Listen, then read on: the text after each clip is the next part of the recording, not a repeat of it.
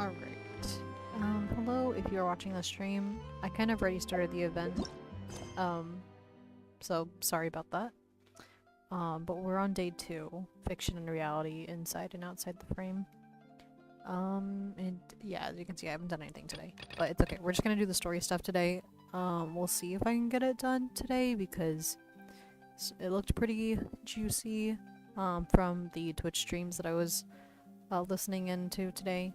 So I'm kind of, like, very excited to play this quest. So, play more of this quest, excuse me.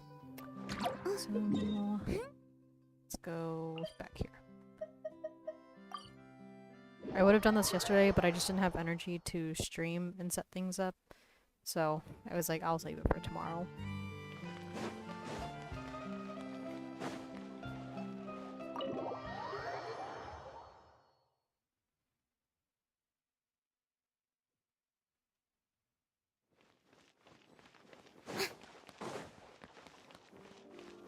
I don't know, actually. Can I find these people?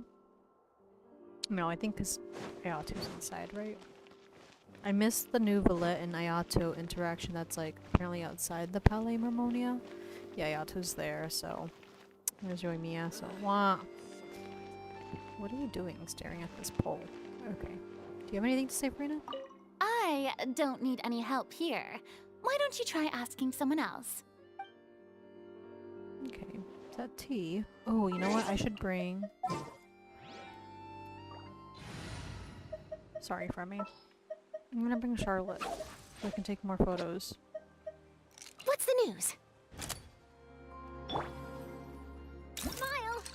Yes! Okay. Oh, she looks so cute! Yoimiya just looking at a pole.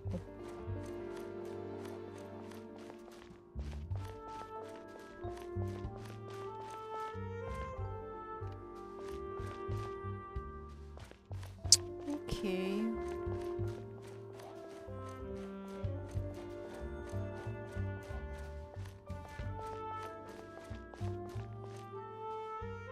This looks so weird.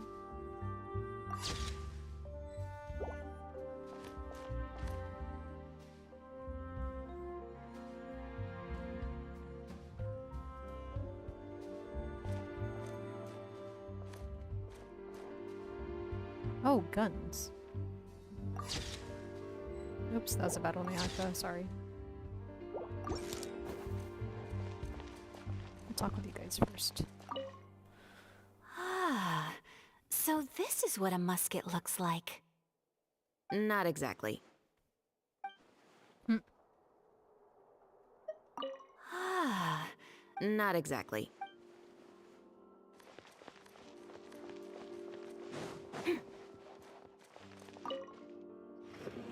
how about here? A little more to the left. You got it. Hey, Yoimiya, do you need a hand? No, I'm fine. You know, doing the lighting is kind of like designing a fireworks show. It's interesting to imagine what kind of atmosphere the lights will create. I heard that the Traveler will be operating the camera and Paimon will be the clapper loader, right? Those roles are just perfect for the two of you. Really? Is that because it'll be easy for Paimon to hold the clapperboard while flying? Well, sure, there's that, but that's not exactly what I meant. I just think that after all your journeys together, you two must have developed a super close bond and just naturally know how to work with each other. If I'm not mistaken, the director will want the cameras rolling as soon as the clapperboard goes clack. Actually, we start rolling before that. The clapperboard just gets edited out in post-production. Oh, I see. It's amazing to see the magic behind filmmaking. Yoimiya, we need lights over there too. Oh, on it! I've got to get back to work. Chat with you later. Oh, it's exciting to see so many people working together to bring the film to life. Seems like Yoimiya's really getting into it. But she was right. We do have a super close bond, don't we? Of course. Paimon's really happy to hear that. Okay. Very cute.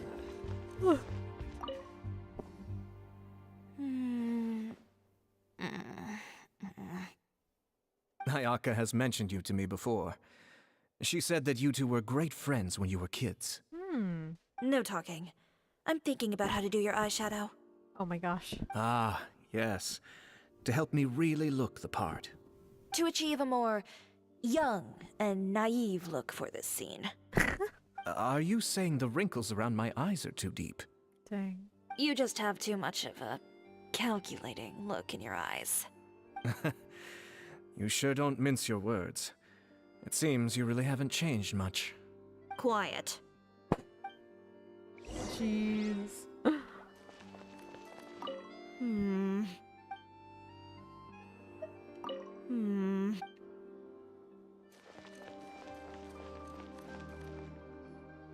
So, this is a real musket? No, it's just a prop weapon. Not bad. Have you seen a real musket before? Only in books and newspapers. I made this one based on the relative shape and proportions I saw in reference images. When we're filming, some special gunpowder will be applied around the muzzle, which will help create the flash and smoke effects of a real gun being fired.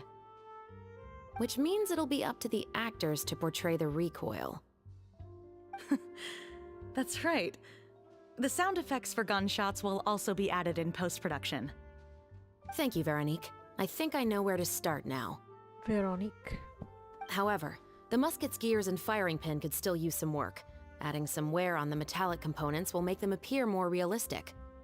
Also, be sure to rub the muskets with some oil each time before we start shooting. That'll give the impression that the firearms have been well maintained. Good point. You seem to know a lot, Miss Chevres. I assume you use these types of firearms on a regular basis? Yes, I perform routine maintenance on my weapons every day. Just like we as people need to eat and sleep, muskets need to be cleaned and maintained. I also perform similar care for my sword every day, and familiarize myself with its shape and weight, to the point where it feels like a natural extension of my body. Yes, this way, our weapons will never betray us in the heat of battle. Yes, well said. It seems we have the same philosophy on this topic. Oh, sounds like they found a common interest to talk about. Though these props differ from the muskets I use, I can still give you some pointers. Good. I look forward to your instruction. First and foremost, never point the weapon at anyone, regardless of whether it's a real or prop weapon or whether you're holding it or it's on the table. This holds for any time when you're not actively engaging an enemy. Okay, understood. When aiming the musket, extend your arm so that it's level with your shoulder and use your eye to look down the weapon's sights. Like this? Not bad. Now, try saying your lines. This is the end of the road for you. Good. Now turn your body a little. That way, you'll give your enemy less of a target to work with. And relax your shoulders. Here, allow me to demonstrate. This is the end of the road for you. Huh. Excuse me, Miss Chiori. Director Farina, there's something I wish to discuss with you. Oh? What is it? Like this? Yes, much better. What do you think? I do see your point. But are you sure you wish to do this? I believe it would be most fitting. Well, if you insist. All right, I understand. Miss Ayaka, Miss Chevres, could the two of you please come over here? Huh? What's going on? Are we gonna start filming now? Let's go see.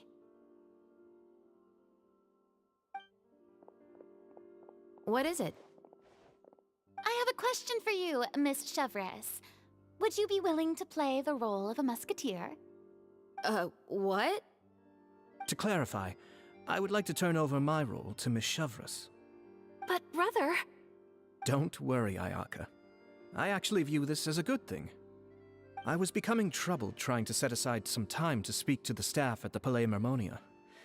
I would like to have some conversations about the cultural exchange between our two countries, and I've heard that the bureaucratic process here can get rather complicated. Now, I will be able to focus on my work. Besides, You also know that I'm not really one for public performances. Are you really sure? From a director's point of view, I also felt like the relationship between the two musketeers in the original story could be improved. The older brother in the story plays the lead role with his overbearing character, but this causes his character to overshadow that of his sister, and the theme of the two supporting and relying on each other isn't conveyed very well. But if we were to change the siblings to two sisters of a similar age, then that aspect of the story might come through more clearly. Also, I've seen you instructing Ayaka. That cold and dignified personality is exactly what we need for the older musketeer. Of course, even with all these insights, the decision should still be made by Miss Chevreuse. Chevreuse mentioned that she really likes the story, right? Paimon bets that she'll take the role. But she will still have to prioritize her work. We don't know if she's a big fan of acting. All right, I'll take the role. Oh. Good. It's decided then. I'll get started on making edits to the script. We'll also need to make some immediate adjustments to the lighting, props, and costumes. I have a feeling that our adaptation will be even better than the original story. You're doing a great favor for me, Miss Chevreuse. You have my gratitude. Don't mention it. I like this character, so if anything, I should be the one thanking you. Well, since my brother is the one who brought up the idea, I suppose there's no need to worry. Let's go, Miss Chevreuse. I look forward to working with you. Please, just call me Chevreuse.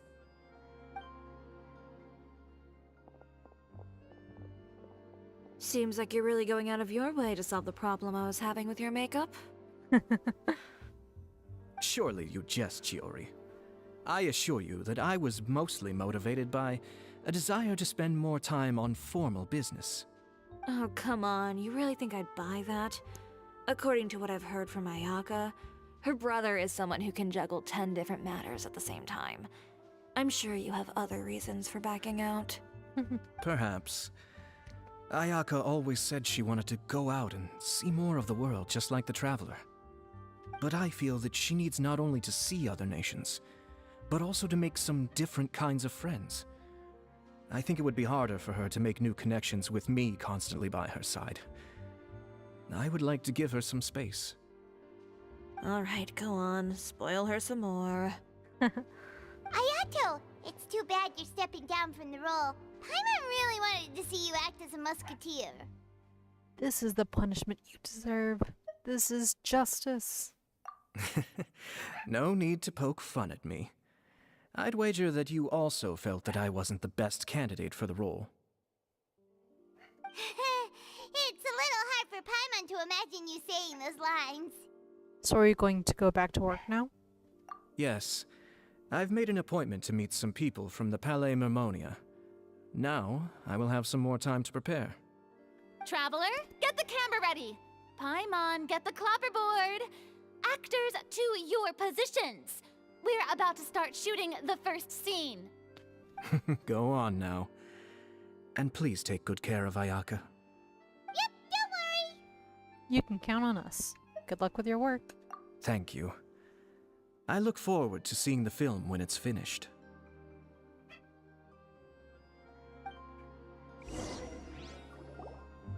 All right, now that we're all here, let me help set the scene for everyone.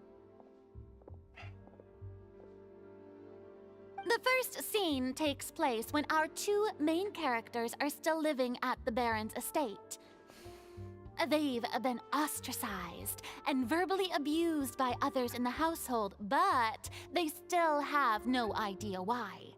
We want to capture how naive and innocent they are despite their pain. 1 second.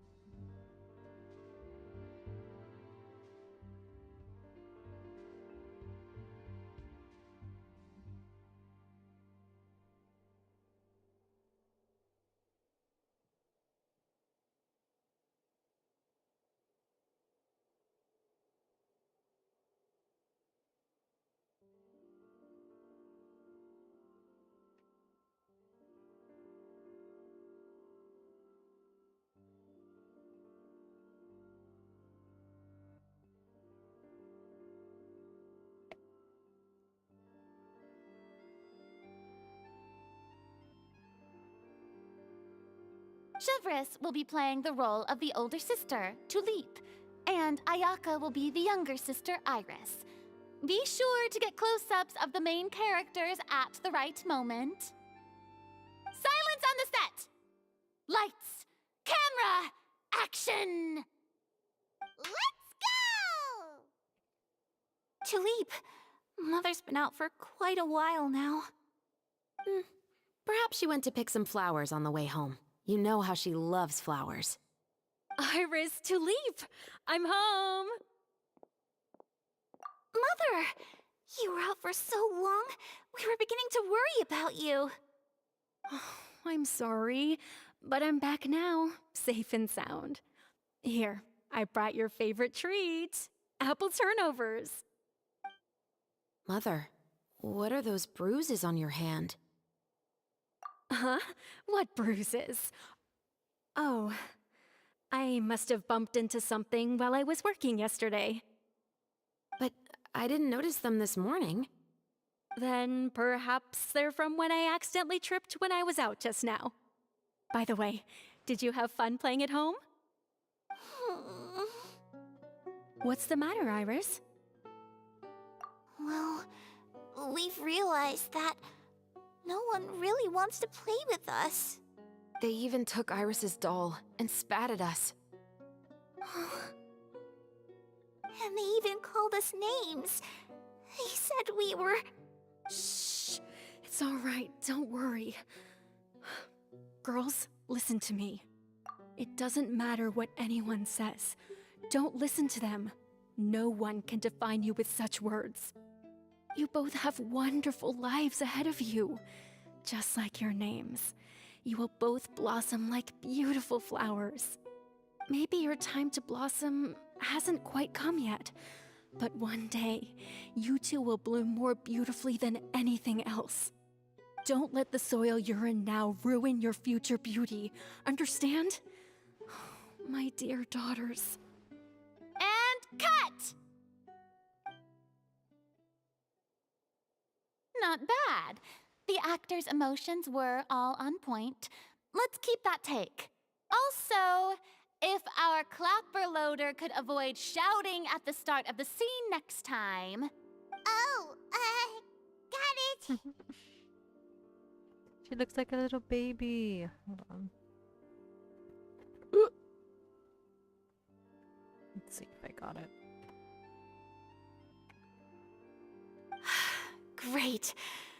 I was a little worried that my nerves would get the better of me. What about you, Chevres? I felt fine. The lines weren't too difficult at all. Seems like Farina must have adapted the role nicely. You two were great. I couldn't tell it was your first time acting in a film. You should have more confidence. Thank you for your encouragement. Positions, everyone! We'll move on to the next scene after we try a few more camera angles. Everything proceeds, and once she's adjusted some details, you begin filming the second scene. This scene is when our two characters return home, only to discover their mother has been murdered. Ready? Lights! Camera! Action! Mother, we're back! Mother?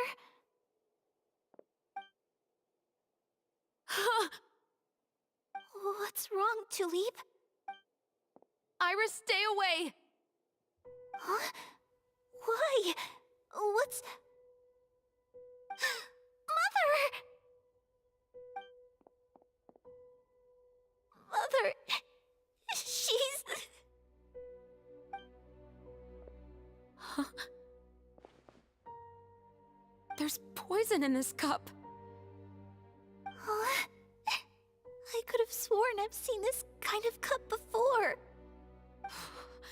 Those aristocrats. They didn't even try to cover up their actions.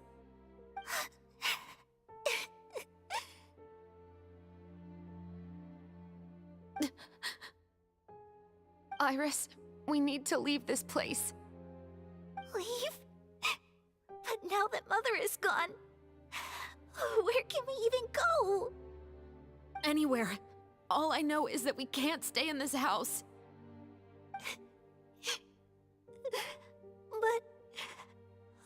just going to let them get away with this? We'll have our revenge, I promise you. Just not right now.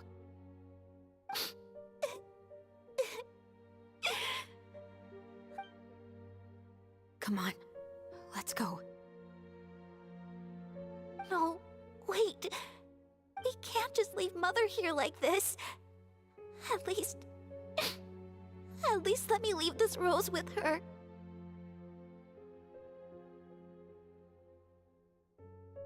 That's why we went out in the first place. To buy her this flower. All right. Goodbye, Mother. We'll avenge you. Someday. And cut! Beautiful! Great performance! Oh my, you're so amazing, Ayaka! And were those real tears I saw? How did you do it? I was surprised too. Thank you for the kind compliments. Actually, as soon as Director Farina said action, I told myself not to think about anything. I just felt the weight of the moment and became the character. It's quite similar to practicing the art of the sword. You clear your mind and focus only on what's happening in front of you. Ayaka's performance was amazing. Have I discovered an acting prodigy? Pipe down, everyone! We need to move on to the next scene!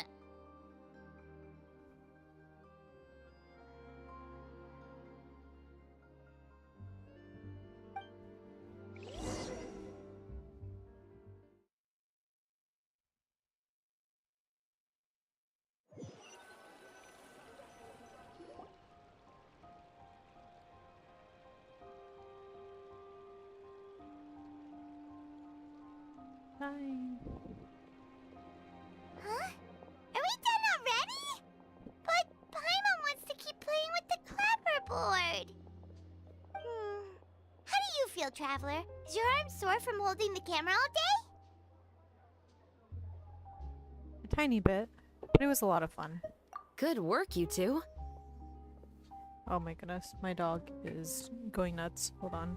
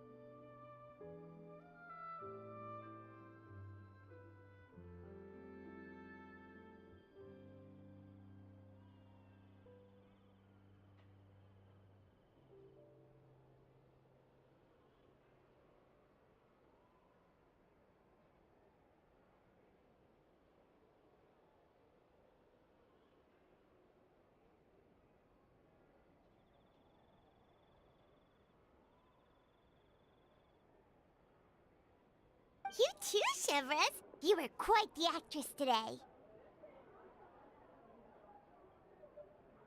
I've read this novel many times before. I have a good grasp of my character's mindset. Anyway, do you remember my request from yesterday?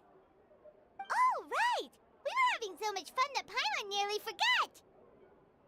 You have a case where the murders seem really similar to the cases in the novel, right? So, how are they similar exactly? In the story, the main characters grow up to become two musketeers, always using their guns to carry out their revenge.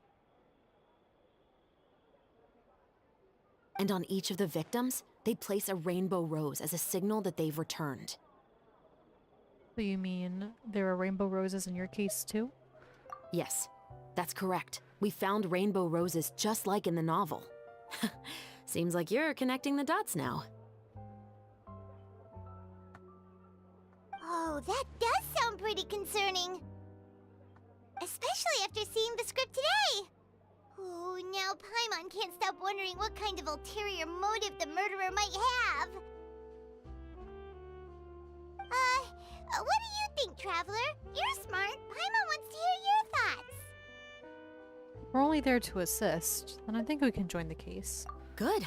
On behalf of Fontaine's Special Security and Surveillance Patrol, thank you for your dedication to justice.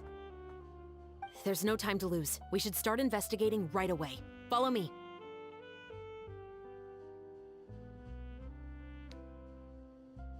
Huh?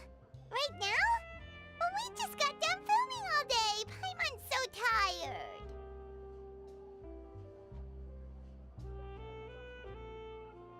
The most valuable intel always comes after nightfall. They are like small, remote islands in the middle of the sea. If you don't stay vigilant, you will pass right by them in the fog. That's how one of my favorite books always puts it, at least.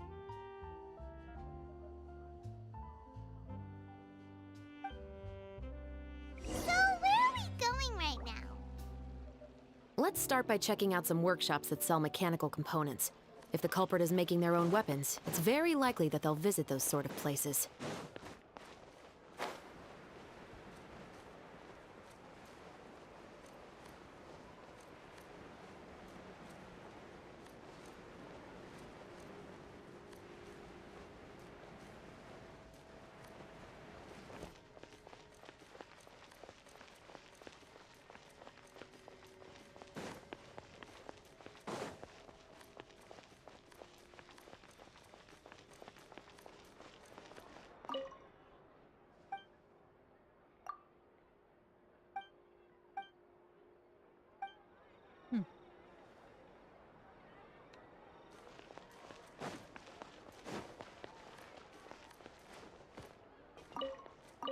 Being skilled at something doesn't make you a hobby. I better check review.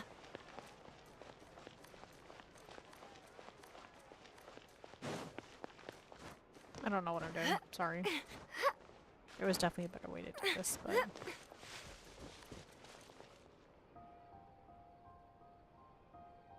Hold on.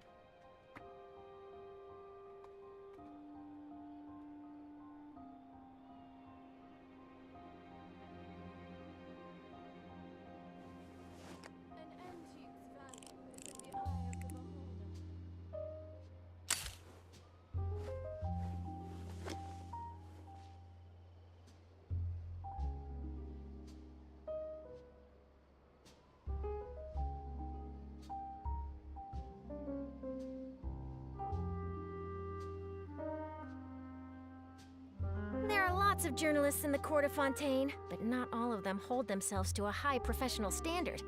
If you're ever looking to do an interview, I'm your best choice.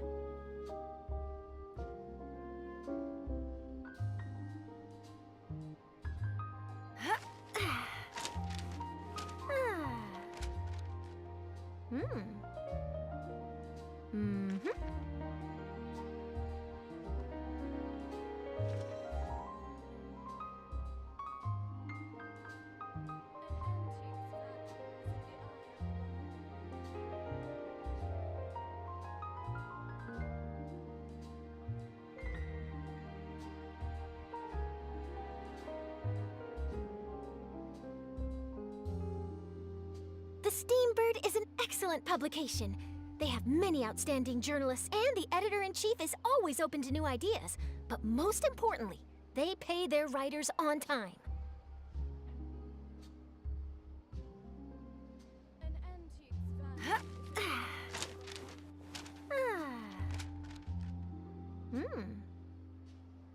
Mm-hmm.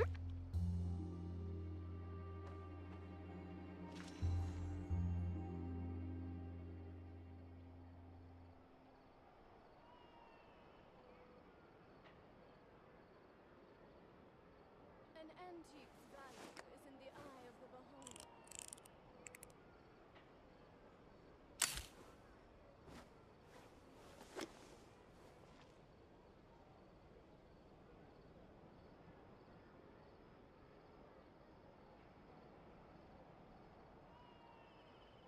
I'm sorry. I thought there was an intruder in my house. It was just my brother coming back, with his friends. And then I got distracted by Twitter posting, Mechanic Kave. He just looks so good. Wait. No, this way. Wait. Hold on. Where am I going? Hold on a minute. Okay, not there.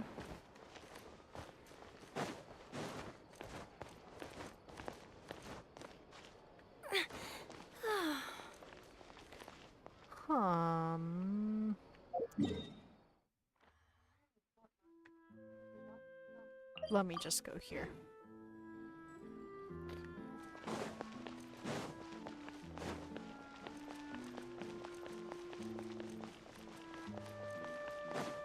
You guys been here before? I think I've seen you for the first time.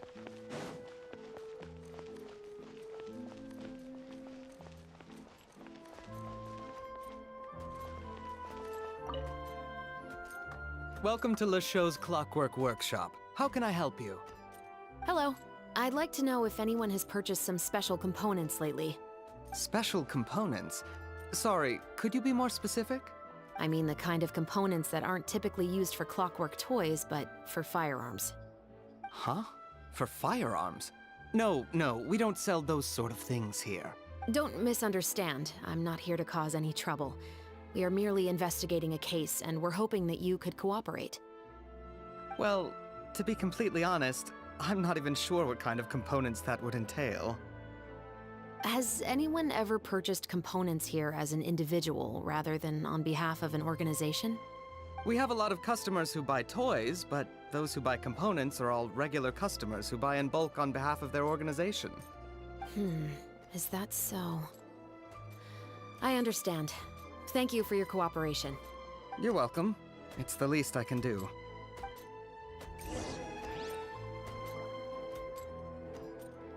So not here.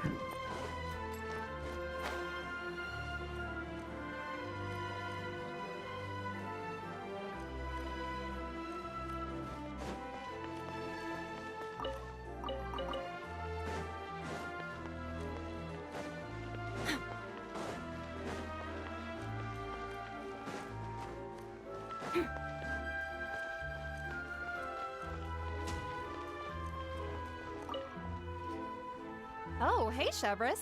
Run out of oil for your musket again? Hello, Estelle. I want to know if anyone has come to your shop recently to order some firearm components. Oh, is this another case? Let me think. I don't think so. Some people have requested that I make some prop guns for the Fontanalia Film Festival, but I refused all of those requests. Oh? Why's that? Because there's no profit! I only make things here that can do some real heavy lifting. I don't have the energy to make some new molds just for the festival. Then has anybody come specifically looking for mechanical components? Well, I usually sell off my scrap to the Fleuve Cendre. I don't typically give them to one specific person. I understand. Thanks for your cooperation. Don't mention it. Always happy to have the Musketeers' patronage. Seems like we haven't found any leads to go off yet. Yeah, unfortunately. All right, let's head to Fleuve Cendre next. Huh? Are you sure? be so thrilled to see the captain of the Special Patrol there. You think so, huh? Then I guess you don't know. Huh? Know what? That I grew up in Fleuve Sandra. Hmm.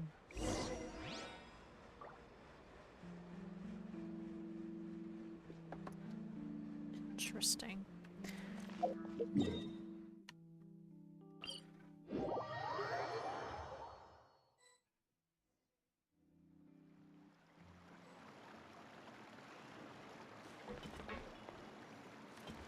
Whoop. Okay. Can I climb? Nope. Then I guess I'll just go this way.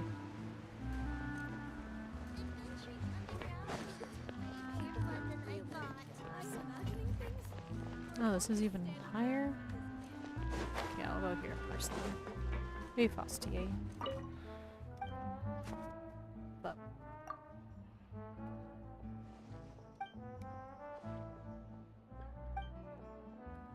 old friends don't recognize you?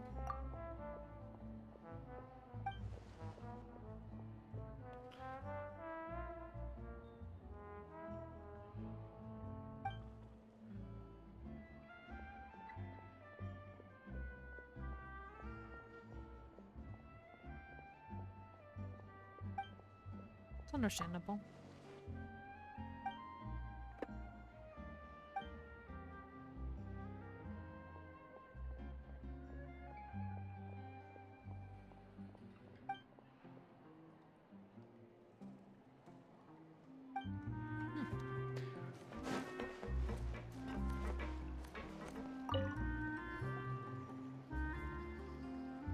It's been a while, Tetro. Please, just get on with your request. I want to know if you've heard anybody talking about muskets lately. Information isn't free, you know. I've heard that bandits have been extremely active in the countryside recently, and they've been affecting the delivery of goods to Poisson. I can allocate some more manpower to help out with that problem. What do you say? You're still as helpful as ever. One of our men got drunk at dinner about a month ago and lost his gun. 3 days later, it turned up in the corner here. What's weird about that? He just forgot where he put it, right? This is Fleuve Sandra, my friend. Anything of value left in the tavern won't ever make it to the next day. But that gun turned out to be an exception. It didn't get any new wear and tear on it, and didn't even appear to have been fired. We were quite mystified as to what could have happened. I suspect it came back because the weapon was already known to the guards. You mean, a criminal was afraid the Marechaussee Phantom would use the shot marks to track them down? Maybe. But if that's the case, the culprit really took great care to avoid getting caught. I didn't say anything about a criminal. In Fleuve Sandra, knowing who was killed is as easy as knowing what clothes you're wearing today. It's the guy living in the east side, isn't it? I've never liked him. Every time he's here, he just orders a drink and sits there with a nasty look in his eyes. So, who was the one who lost the gun in the first place? Don't bother. Even if you ask, he wouldn't admit to owning a gun to some strangers. Not to mention the captain of the Special Security and Surveillance Patrol. He's right. I know you grew up here, Chevres. Even though you're on good terms with the Spina, you've still been gone too long. Not many people know you here now, and a lot of people don't like the Special Patrol. I know. So take my advice and don't show your face too much around here. It's for your own safety. I'll come and go as I please, and I'm afraid I'll be appearing more often due to my work. All right. Don't say I didn't warn you. His voice is so nice. Very pleasant to the ears. Okay. Oh.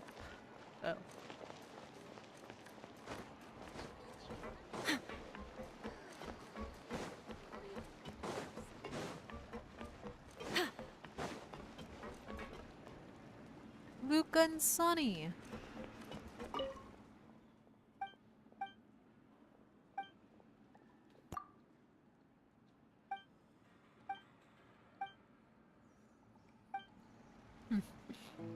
are most certainly correct, my dear Luca.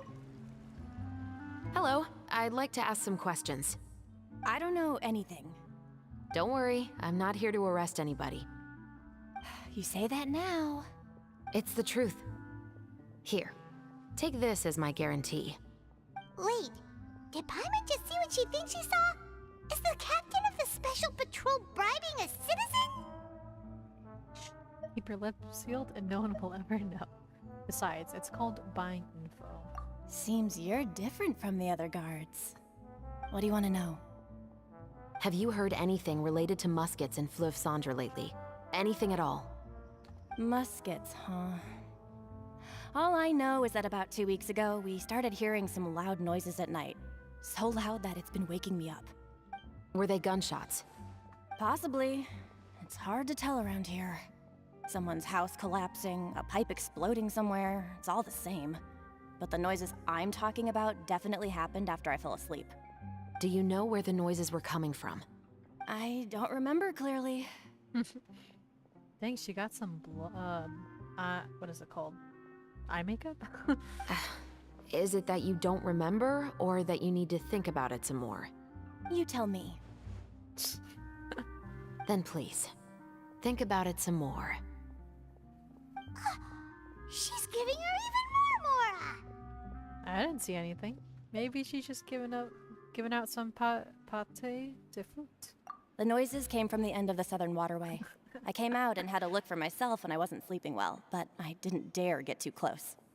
That's all I know. All right, I'll take your word for it. Thanks for the pâté de fruit. Pâté de fruit. Okay. That's funny. Pâté de fruit. No need to be surprised. I grew up here, remember? I know how to get people around here to talk. What talk? I want some pâté de fruit too. My apologies, I'm all out of sweets. Though I do have some other tempting snacks in my custody. Fries, fried chicken, and even onion rings. Wait, she's so cute. But taking care of junk food is my responsibility. You're better off sticking to your normal, nutritious diet. That is so funny. Now then, let's keep going.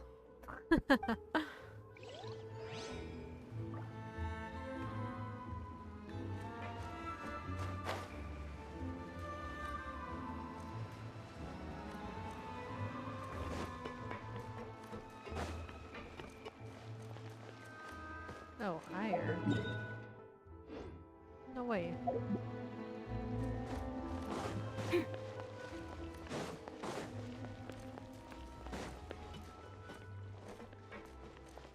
Not that much higher. What's all this? Some broken planks and barrels, as well as some liquor bottles? Yes, but have a closer look, Paimon. Hmm? Even though somebody has purposefully tried to clean them up, these are obviously marks from musket bullets. In other words, someone was here trying to improve their shot. They were using the barrels and bottles for target practice. Could it have been the killer? Your guess is as good as mine. Although many people at Fleuve Cendre own guns, few hide the fact from others. And even fewer would go to such lengths to hide markings from practice shots. Anyway, let's go. There might be more to this.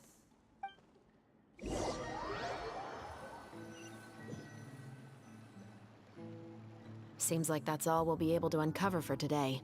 Paimon feels like we managed to learn a lot more here than up on the surface. Yes. Assuming that everything we found is indeed connected to our suspect, then their timeline was probably something like this. A month ago, our suspect found a gun and took it home to disassemble it. Once he'd figured out its mechanics, he brought it back. In the following weeks, he used some parts to create his own makeshift musket, and took it to the Fleuve Cendre for target practice. Then, a few days ago, he found his target and carried out the murder. Once the deed was done, he left a rainbow rose on the body, just like the scene in the novel. That all makes sense to Paimon, but we're still no closer to figuring out the killer's identity. About the guy who died. The deceased was a resident of Fleuve Cendre. It's said that he was a poor, solitary man. But if we're following the novel, shouldn't the guy have been a nobleman? Yeah, that's also something I'm trying to figure out. If we are indeed following the novel, and there's a story behind the murder, then this murder should be an act of vengeance. But according to our investigation, the deceased didn't have any enemies. He was no saint, but no one's heard of a rival who hated him enough to shoot him dead, much less care to leave a rose on his body. What message is the killer trying to convey, and to whom exactly? Could they be the novelist? We've thoroughly investigated that possibility. He claims to have spent the whole day at the Opera House on the day of the murder, and the staff there have confirmed his account. Okay, so he has an alibi. Not only that, he lacks a credible motive as well.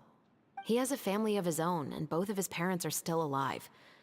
I've looked into his records. He was adopted at the age of 6, and all the proper procedures were followed. There are also records of him at an orphanage before then. In the story, the mother of the 2 musketeers was murdered after the children turned 10. Of course, he could have changed the children's ages, but I don't want to assume anything without evidence. More importantly, I've also had a chat with him in person.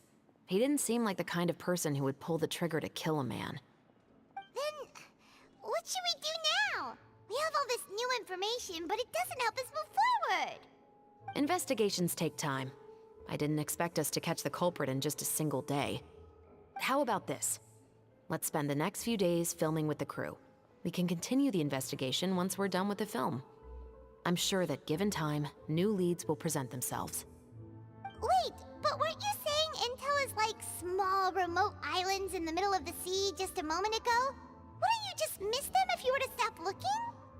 Ah, but the book had more than one reference to the islands, Paimon. Oh? What else did it say then? As long as you spend enough time sailing through the fog, you'll eventually come across an island. Right. Act 2 done. Wait until the following morning at 8. Okay. So we have time until... There are lots of Oops, wrong in the one. court of... We have time until the next one starts. Oh my goodness, there's 3 more? Jeez, okay. But not So, all of them while hold we're themselves to a waiting, high professional standard. Let's go... If you're ever looking to okay, do an interview, I'm your best choice. What? Never thought that the captain of the Security and Surveillance Patrol could come from the Fleuve Cendra? I'm sure that wasn't easy. You mean rising through the ranks? It was a struggle, for sure. But as long as you can distinguish yourself through your accomplishments and skills, you'll eventually be recognized for your worth. If you look at it another way, my life at Fleuve Cendra has actually taught me a lot of valuable skills. Skills like how to barter with criminals or how to think in their shoes. Of course, I'd appreciate it if you could keep this a secret between us. Yeah. Also, that's really dumb. I'm looking at the page that tells you where all the characters are. The first day, the one that I missed, had like 3 different character locations. This one, it's literally just Chevreuse in the Fleuve Cendra. So I'm just gonna speed up the time for the next act. If I can actually navigate to it. I think it's at 8 AM? Oh, she's gone. She was like, bloop. It's filming time again! Our schedule is jam-packed for the next couple of days, too. We've got so many different locations and sets to cover.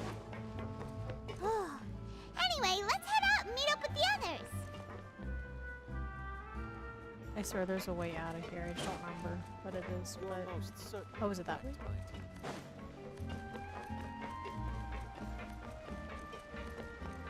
No, it's probably not. I think it's like towards this way, but we'll just go up here.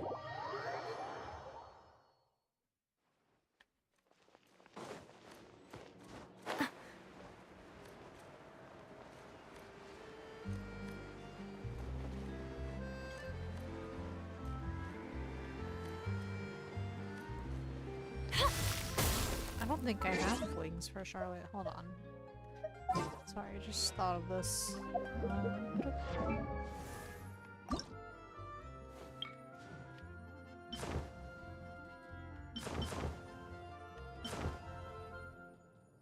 Even those ones look better.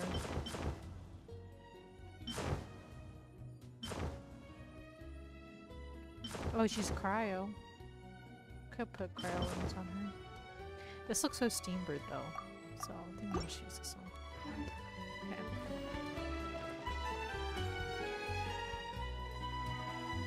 Cute. Look at them.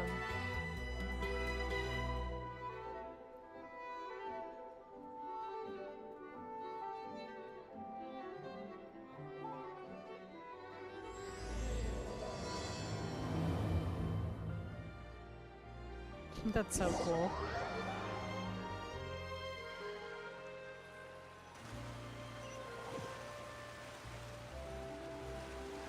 Both the filming and investigation progress at a steady pace over the next few days.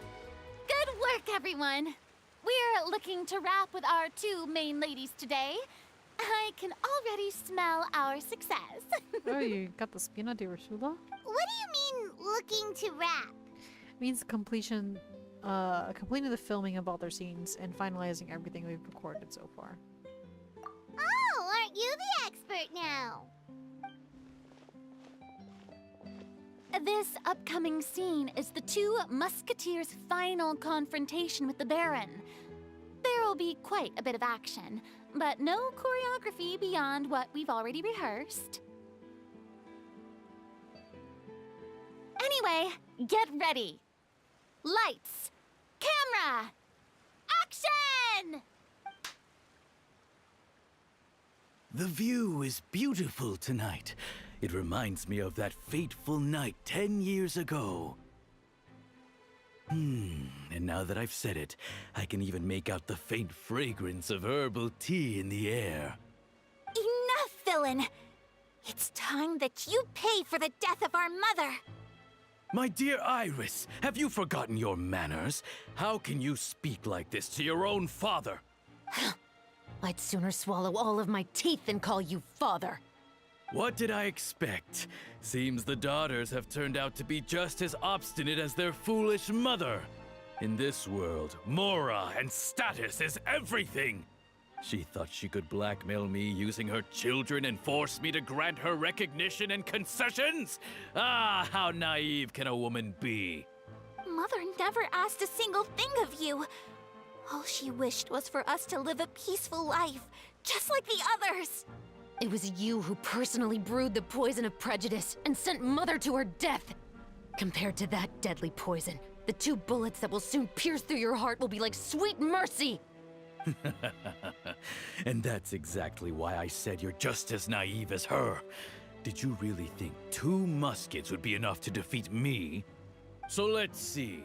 What is stronger? Mora and power, or the 2 muskets in your hands?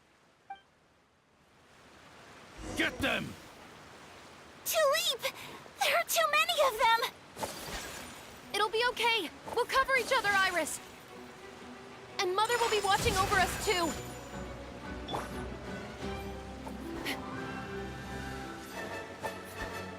Final warning! You asked for it! Oh, she's a born. Okay. She heals too.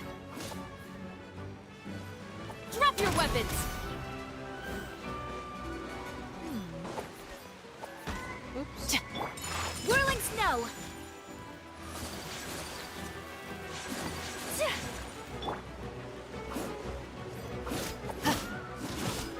Stop right there!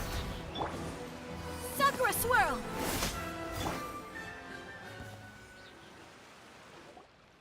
You've lost.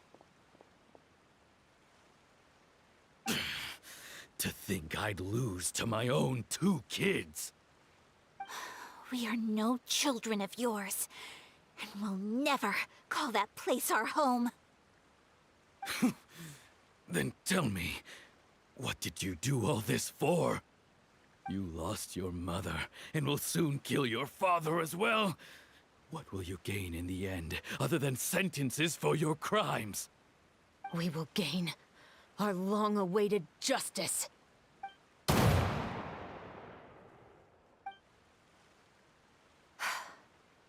It's over. Finally, it's over.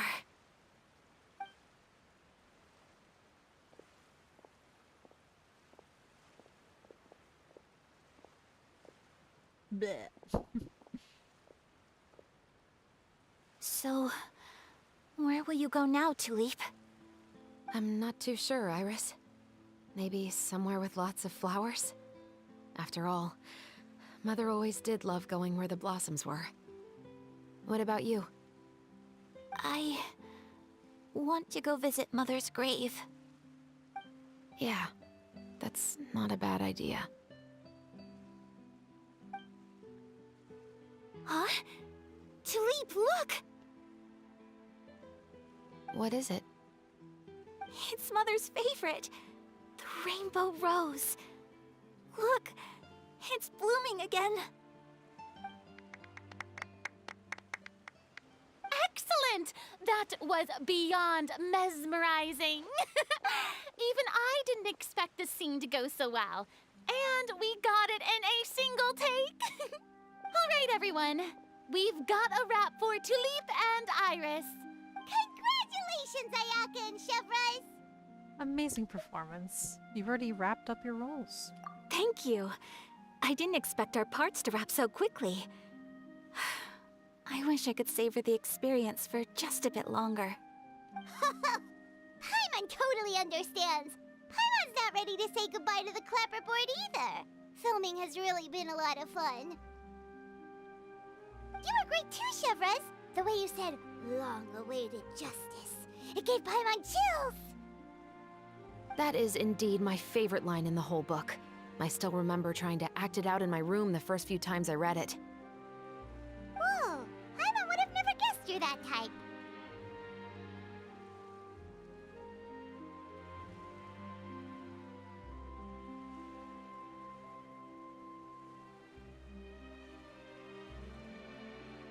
Who doesn't like stories where the guilty are punished and justice prevails over evil? Don't forget, I'm the captain of the Special Security and Surveillance Patrol. Captain, I have something urgent to report. Please excuse me, everyone. I'll be back in just a moment. It's okay, don't worry about us.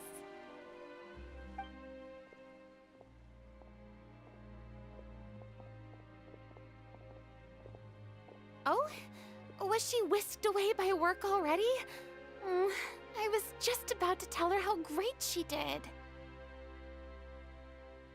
It seemed like some urgent official business.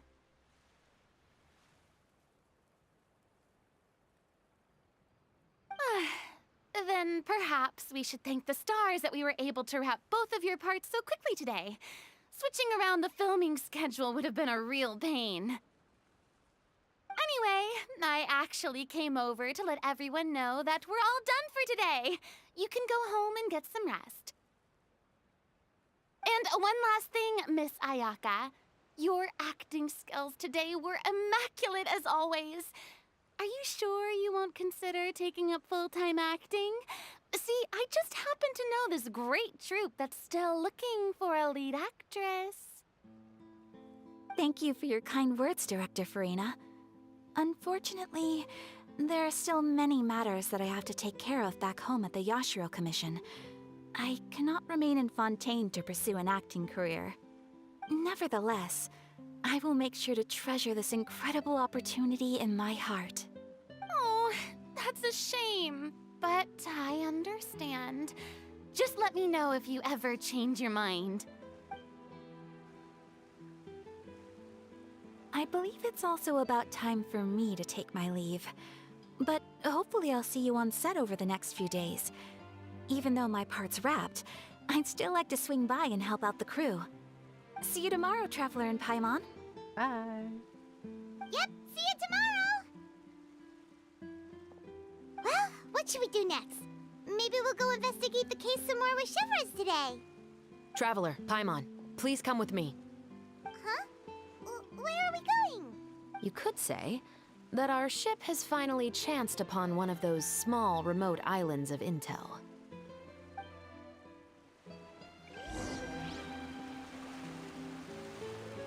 Is everyone still around or did they leave?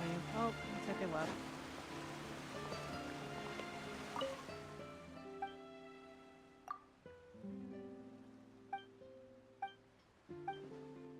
Ouch.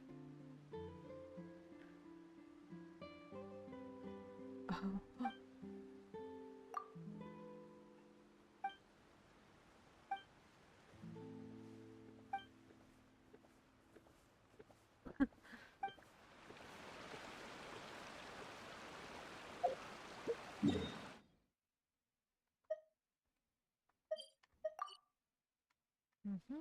Interesting.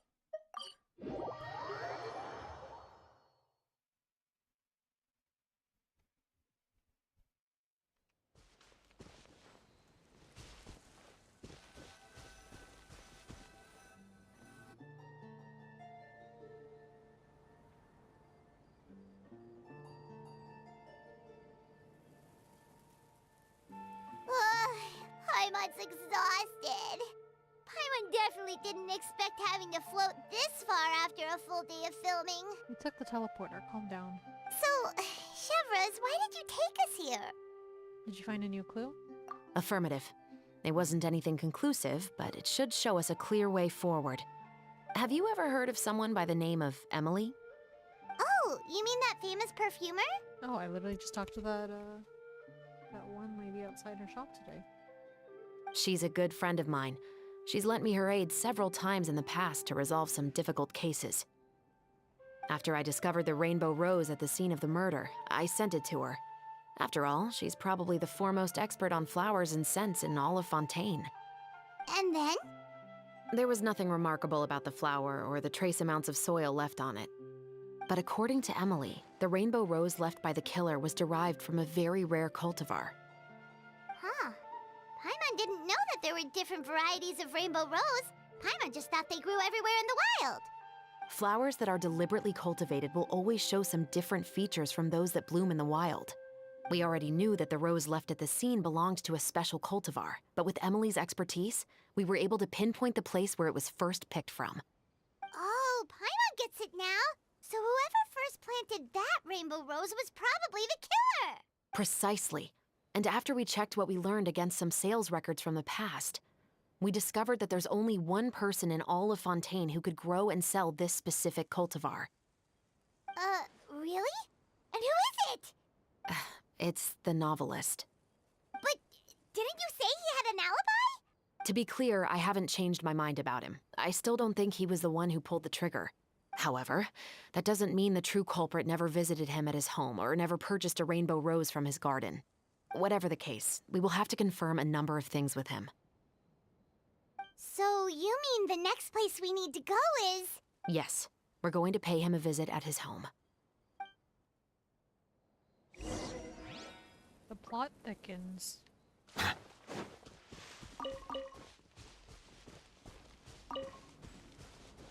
Right, give me 1 second, because my dog has not stopped barking. I don't know if you guys can hear it, but it's pretty bad.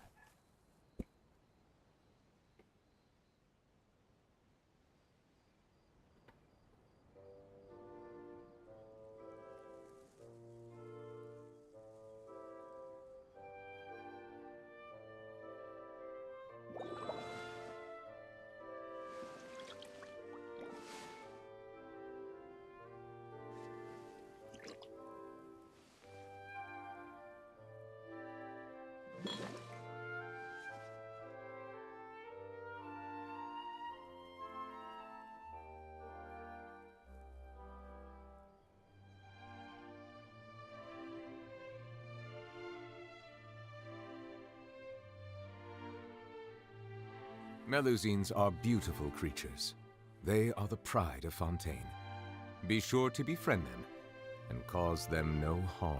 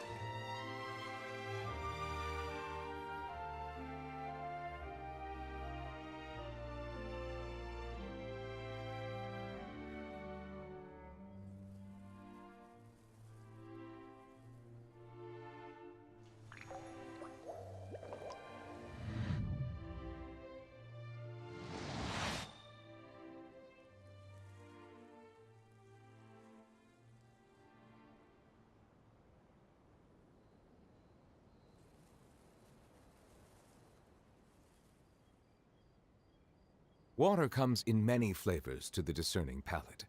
Mondstadt's water is crisp and pure, while water from Liyue has an enduring aftertaste. In Inazuma, the water possesses a depth of flavor unlike any other.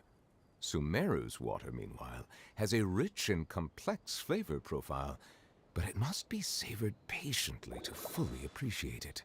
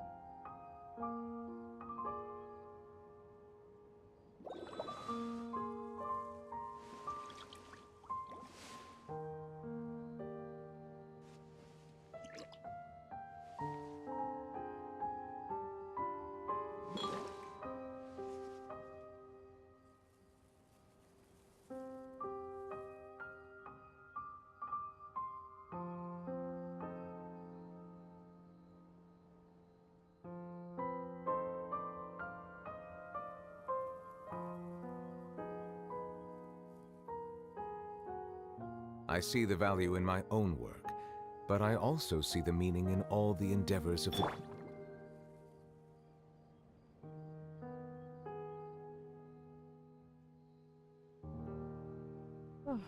Okay, dog is in the room with me, so Bentley, no, come on, sit.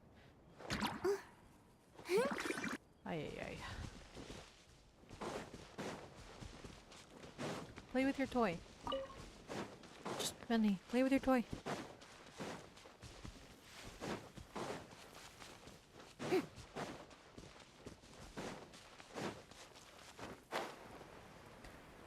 Oh, do I need to change your wings too? I think I do. Hold on. I don't know. I'm just noticing this now. You know what the heck? Oh my god, I'm gonna kill the dog. I'm not gonna kill the dog, but... Huh. For some reason, I kind of like those wings better than these wings. What about these ones? Oh.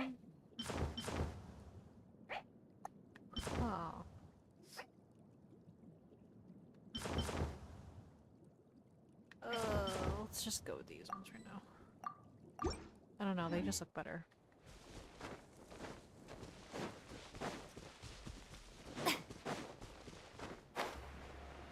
Yeah, they just look better.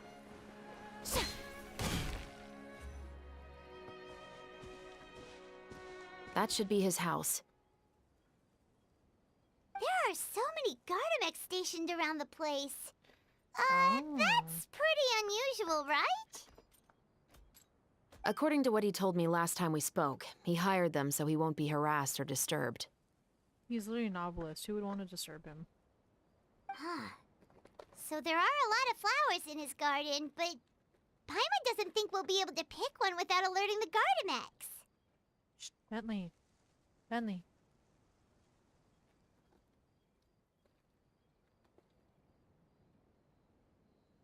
Right.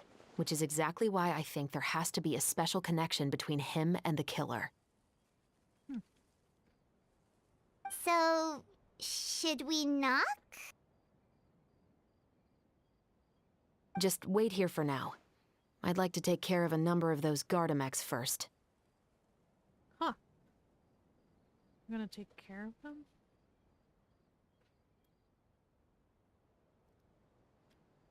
Bentley, come on, bro.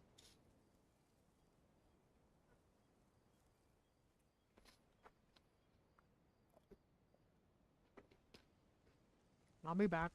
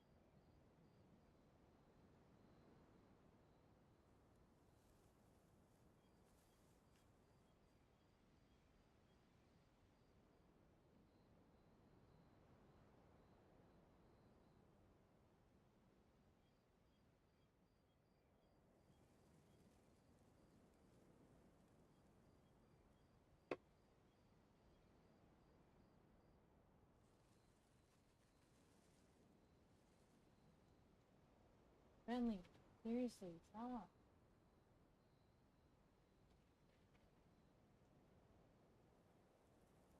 I even walked you for like 30 minutes today. But they're so far away. How are you planning to do that? Don't forget, Paimon. I'm actually the real-life captain of the Musketeers. Dang. Oh, is this the part where we shoot them? Like in the event? Oh, it is. Oh, that's so fun.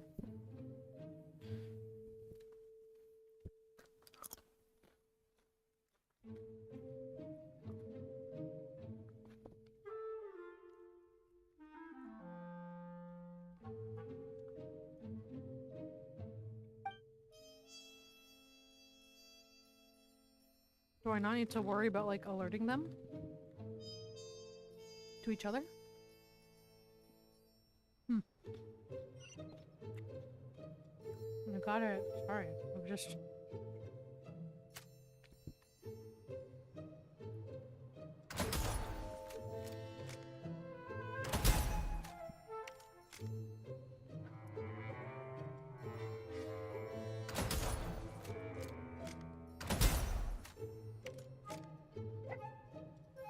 Bentley, seriously.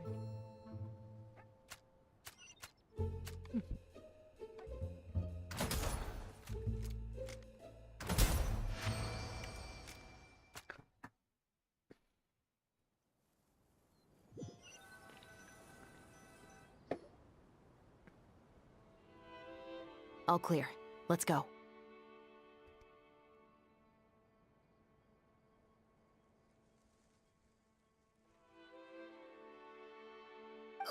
Wait!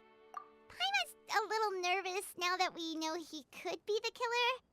Can we go over our plan of action again? I'll go knock on the door and make sure it's safe inside. Once we're sure that we're in the clear, I'll ask him to come with us for a quick round of questioning at the guard's headquarters.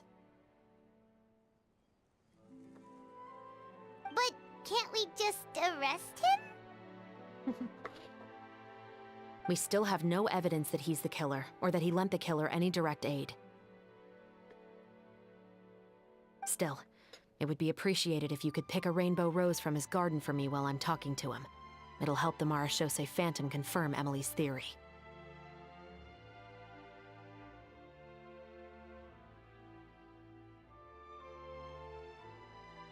Sure, no problem. Just be careful, Chevros.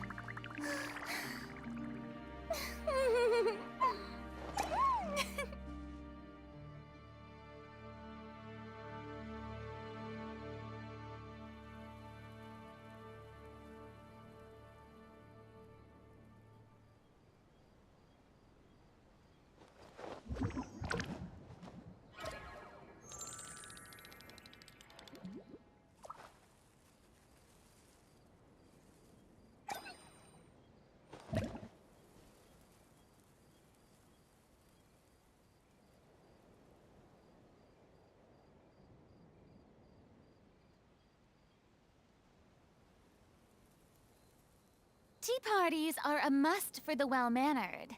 If you'd like to learn the proper etiquette, I'd be happy to teach you.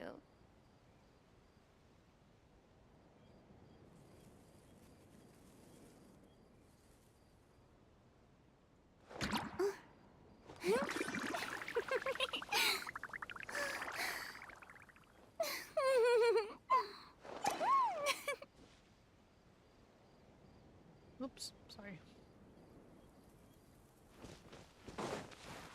Okay, oop, almost killed her.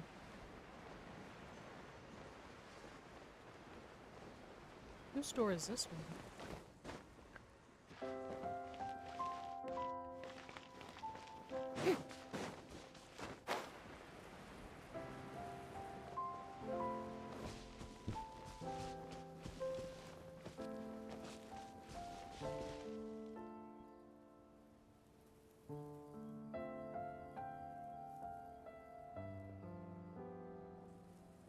Excuse me, Mr. Baptiste, are you home?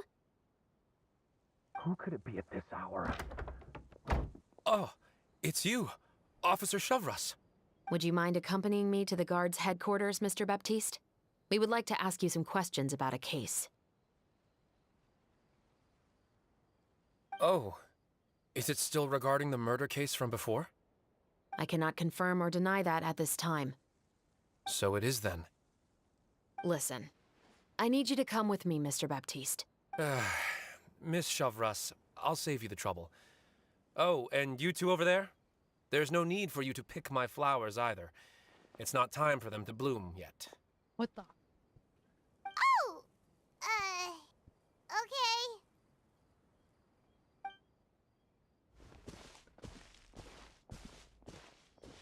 By saving me the trouble, you mean... I will confess. I was the killer. Fake, fake, Huh? fake, fake.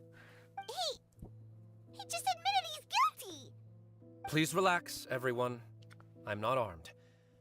The musket you're looking for has been buried in my backyard. Then it's my responsibility to inform you, Mr. Baptiste, that everything you say right now will be used as evidence for the inevitable trial. Yes, I am perfectly aware of that. Wait, really? I must say, I hate this feeling. Oh? Is it because I confessed? Or because you've been proven wrong? Both, I suppose. That guy in the Fleuve Cendre. Why did you kill him? For the same reason as the one I wrote out in my novel, of course. I did it to exact revenge. This sounds so fake. I know you haven't figured out the link between the two of us.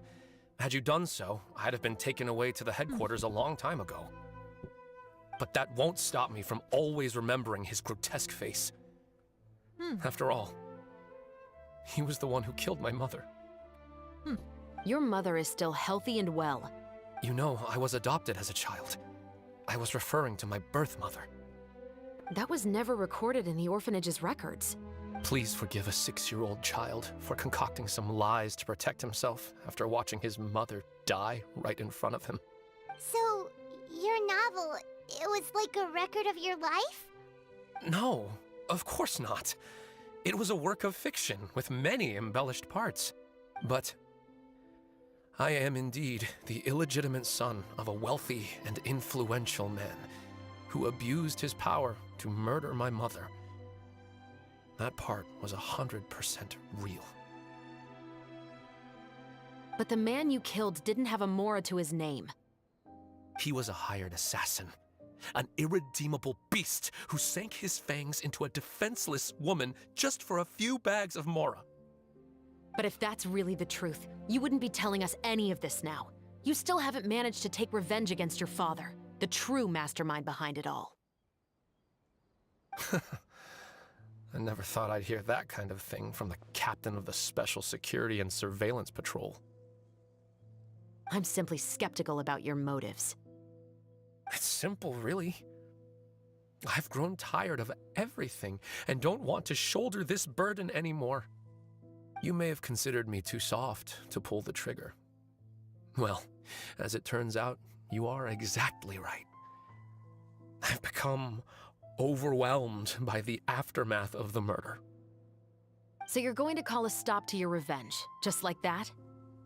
The true mastermind is too rich and too powerful for me. I've accepted that I will never be able to avenge my mother alone. And so what? The characters in your book never gave up. Now, Officer Shovras, I'm the one who has killed a man, aren't I? Are you trying to convince me to commit another crime? What's your father's name? How do you plan to prove the veracity of all of your claims? Well, I'd like to speak with you privately. Sure. Why don't we speak privately at the guard's headquarters? No, it has to be here. I must ensure that we won't be overheard. Fine. Let's talk here. When I said won't be overheard, I meant by anyone. Even us? What the heck? I would like to speak with you and you alone.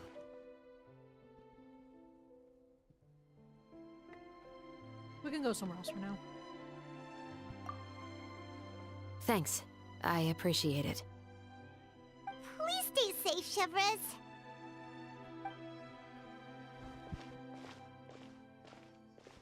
All right. Let's hear it. Will you really believe what I'm about to say? Well, that depends on what you're going to tell me. Fair enough. Fair enough. Then listen closely.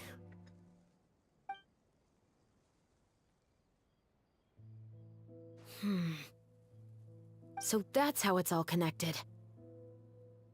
So, it seems you believe me after all.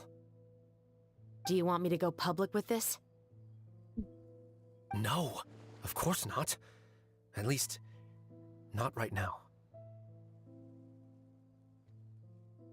Then why did you bother telling me? You've read my work. What do you think?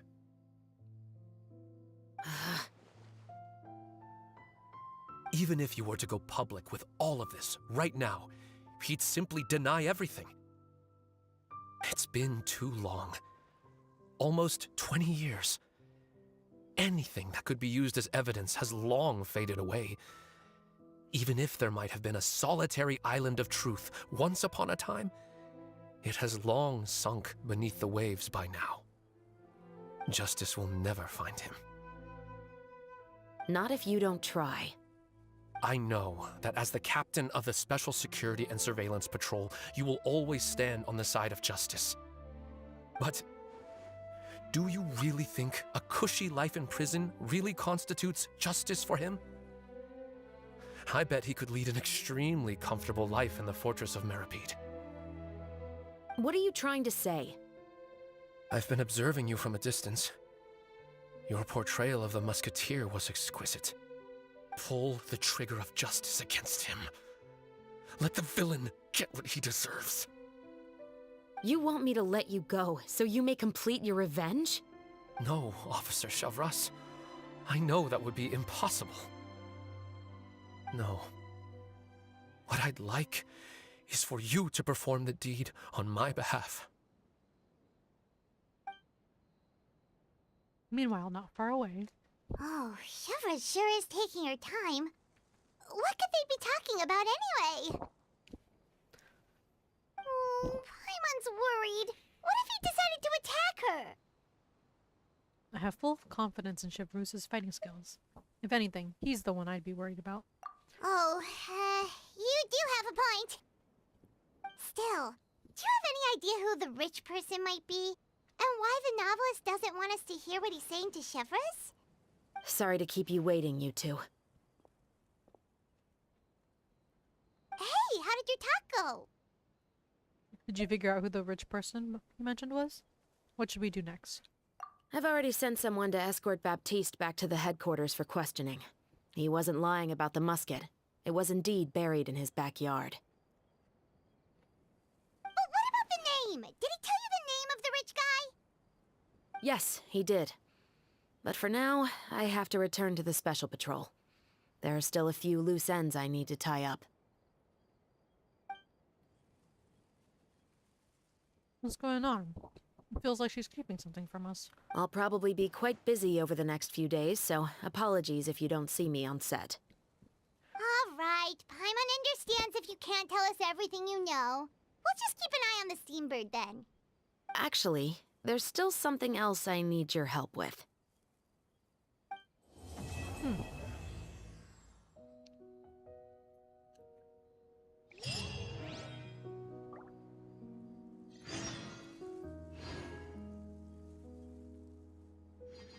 Okay. I don't think there's any character locations for this day. Being too popular can be such a hassle.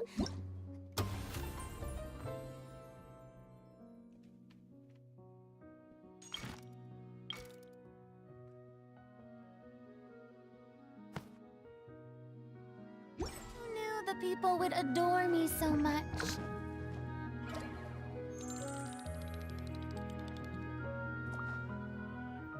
Oh, she's so cool, cute. Okay. I'm going to be right back. I'm eating chips, so I need to wash my hands. So we'll just look at the beautiful countryside with the birds and the moon. You might run away. Oh, they're totally gonna kill. Oh, no. Okay, good. Hold that pose!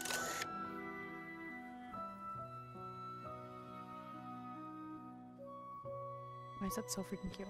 Okay, I'll be right back.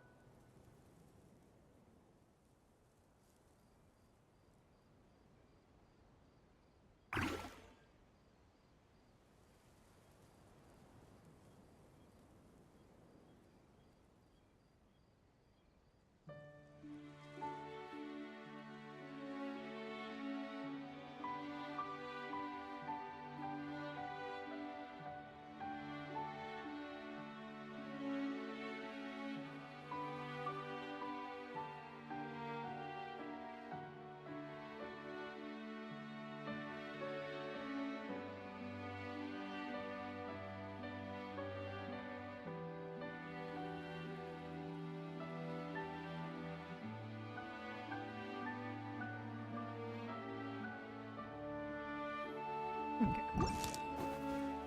Oh, they're all gone.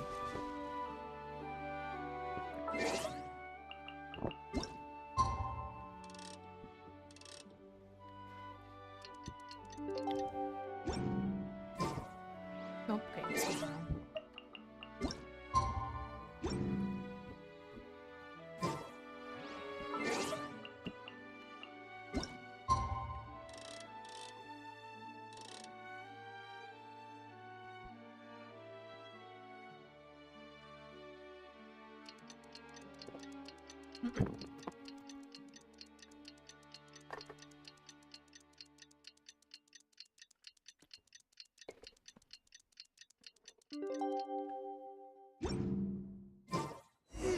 We haven't seen Chevra since that night at Baptiste's place.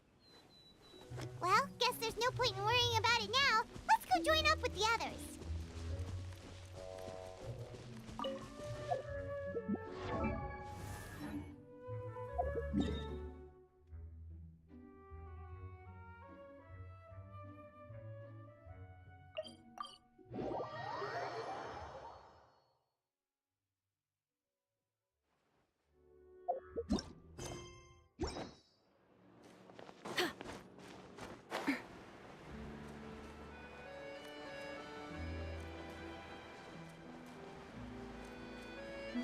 Okay, hold on. Sorry.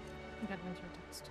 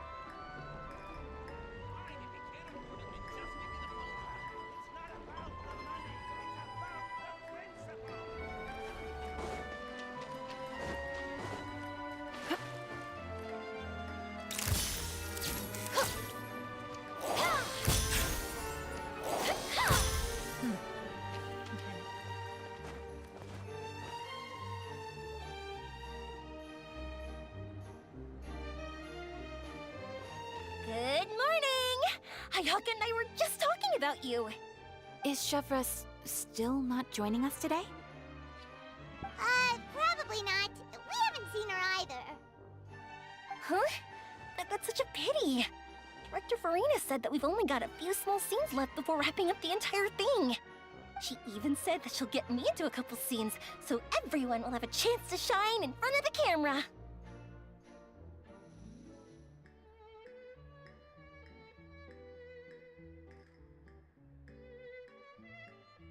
We were also planning on having a victory feast once we're all finished filming. You can join us, right? Of course. If only Chevreuse was here. I still haven't taken a photo with her. I'm afraid that can't be helped. Those special patrol folks are like phantoms when they've got a case on their hands. But to be honest, I'm even more concerned by what I read in the Steambird earlier this morning. It said that the killer in the murder case was none other than the author of the 2 Musketeers. Oh yeah, I heard about that too! He came forward and confessed his crimes, but gave no explanation as to why he pulled the trigger.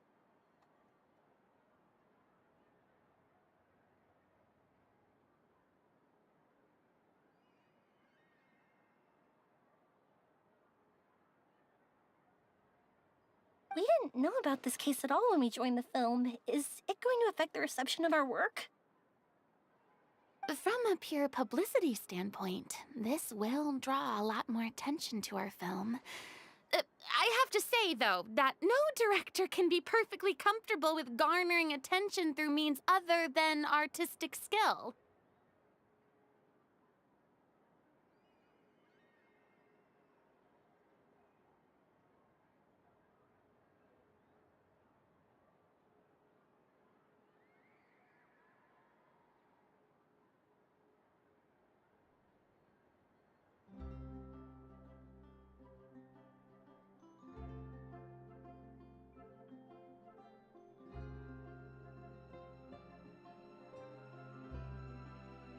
To be fair, I feel like that ship sailed the moment you allowed yourself to be named as the director on our posters.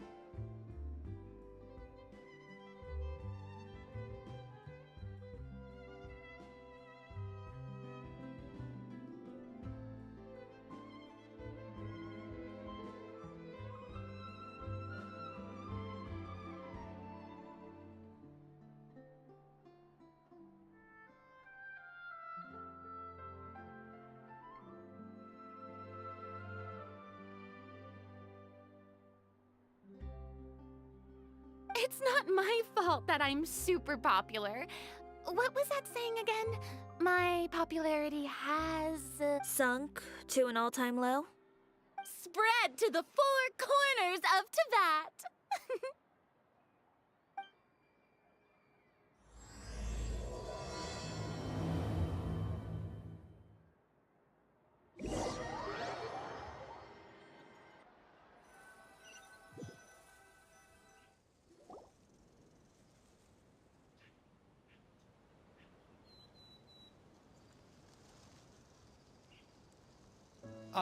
Excuse me, everyone.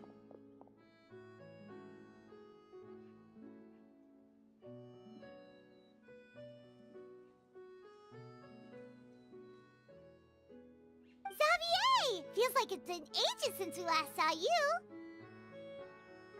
I've been talking non-stop with the Film Association, and I'm absolutely swamped trying to coordinate the film's marketing. So forgive me for not being around more often, but please believe me when I say that I will make sure everyone's hard work gets the exposure it deserves. Oh, seems like you've been fighting your own battles. Yes, that's one way to put it. Oh, and before we begin the final round of filming, please allow me to finally introduce you to the original investor of our film, Mr. Morris. A pleasure to meet you all. Yes, glad to make your acquaintance, Mr. Morris. We've heard about the issues you've encountered with your financial situation, and genuinely hope that things have taken a turn for the better. Oh, well, the situation has indeed improved somewhat. Don't worry, Mr. Morris. Accidents and last-minute challenges happen all the time. There's no need to blame yourself over it. The good news is that we're almost done filming now. And I would even say that this is the best story I've ever seen. Is that so?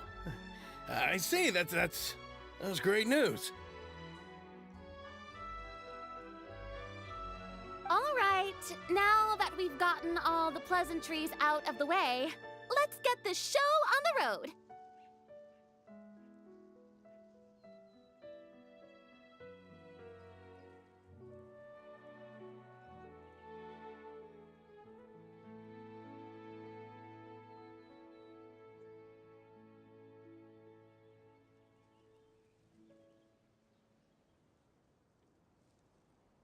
We'll mostly be filming typical people and scenery from the streets today to improve the sense of environmental ambiance in some parts of the film. Oh, and there'll be a cameo for Mr. Kamisato and Miss Yoimiya as well. They'll be used to show outsider perspectives on the fates of the two musketeers. That's right. Ayato should be here any minute.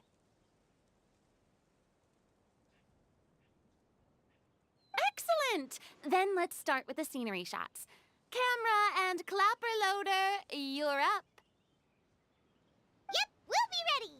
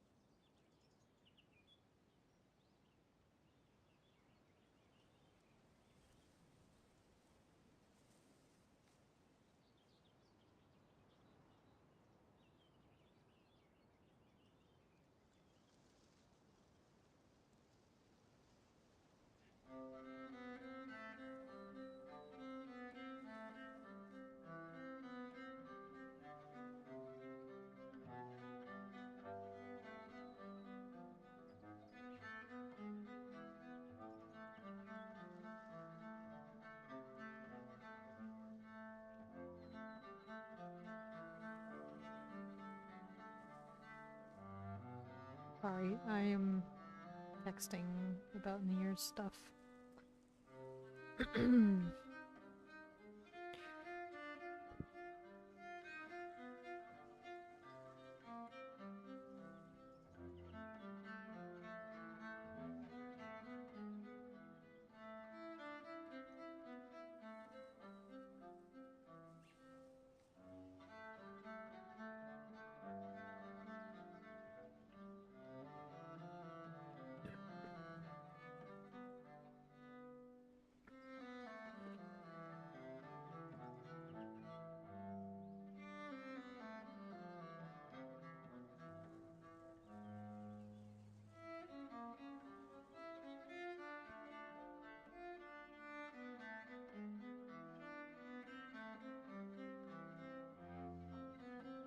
Remember, all we need are some wide zoom shots of the streets.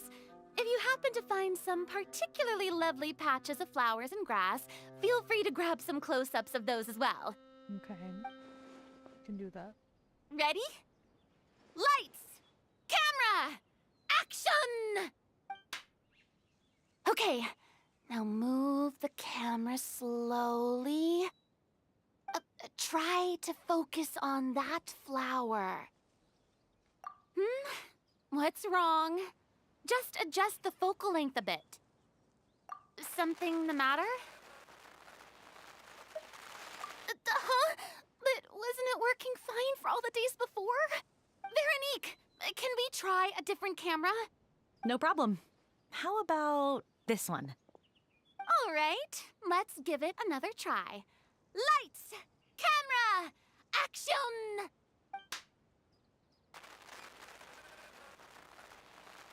Don't tell me. This one is broken too? Veronique, do we have any other spare ones we can use? I'm afraid we only brought these two today. What? Then go find a workshop to get them repaired right away. Oh, and you too, Bono. Go find our spare camera in the warehouse and bring it back to the set.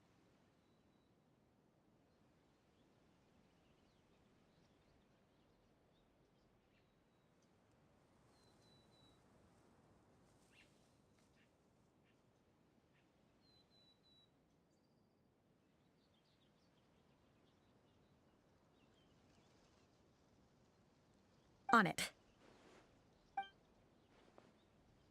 Greetings, everyone. My apologies for the delay. Is something the matter, Ayaka? It seems like there are some issues with the filming equipment today. We're stuck for the moment.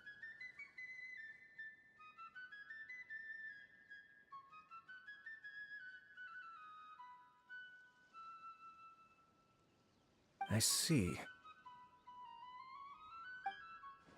Well, let's not just stand here twiddling our thumbs. Actors, to the makeup booth. We'll start on the next scene as soon as we get a working camera.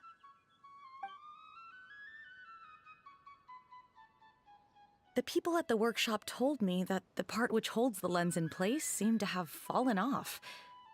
That's super strange. It was perfectly fine just yesterday. Well, no time to dwell on that now. Let's get back to filming. Ahem! Quiet on set! Places, everyone! Lights! Camera! Action! By the way, have you heard about that recent murder case? Yes, I have. It seems that they've caused quite the commotion in the city. I heard that the chief of the guards is so mad about not catching the culprit that he's about to explode. Oh? I find that quite hard to imagine, considering how he already looks most days. Director, we have a problem.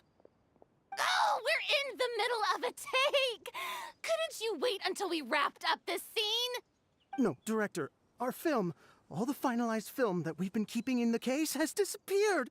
Oh, wait, well, what did you say? A little boom. Mr. Bono, please take me to where the film was kept right away. I'm coming too. No, Yoimiya, you have to stay here. Oh. Okay, listen up. Everyone who's not working on this current scene can go with Bono to look for the film. Everyone else, stay put and wrap up the scene. Unbelievable. How could all these problems happen in just one day? After some time. We're back. How did it go? Did you find the film? We found it in the sewers. Huh? In the sewers? Is the film still okay? We discovered it just in time, so we should still be able to salvage it. The others are checking now to see if we lost any specific scenes. You scared me for a moment there. I nearly thought we had lost everything. I really don't want to experience that feeling of despair again. Okay, but who could have stolen the film and dumped it there? Could it be some competitors working on other films? But if they wanted to harass us, why wait until the last day? Not so subtle camera panning towards the villain. And a little bird in the background. Okay, we don't have time to really look into it right now. Let's strike while the iron is still hot and wrap this thing up once and for all. Yeah, let's finish it.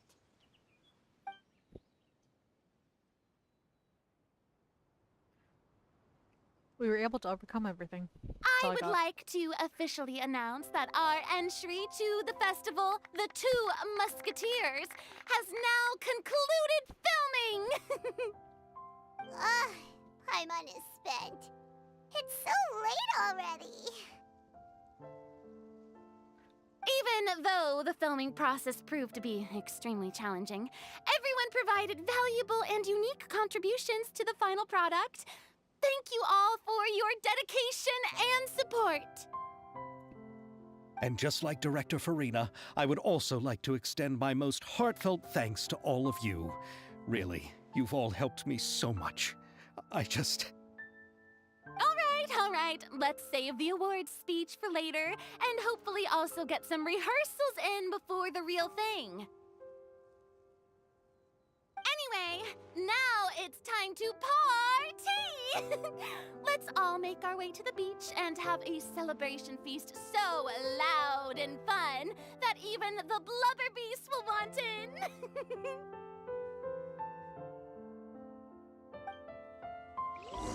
Party! Paimon wants to party! Cute. Oh, can we steal these? Ha ha ha ha.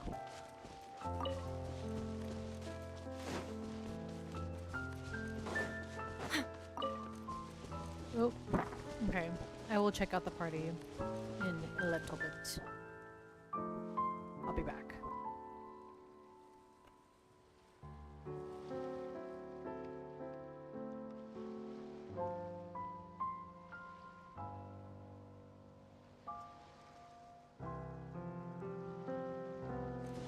Whoa, this place is hopping. Everyone's finally getting to relax after wrapping up the film. Let's go chat with someone.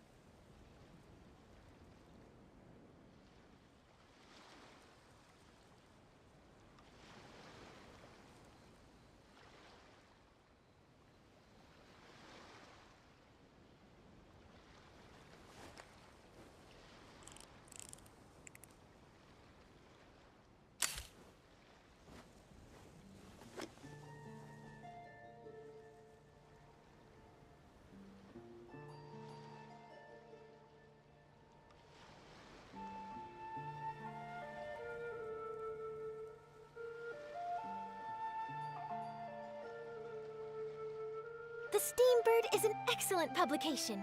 They have many outstanding journalists, and the editor-in-chief is always open to new ideas.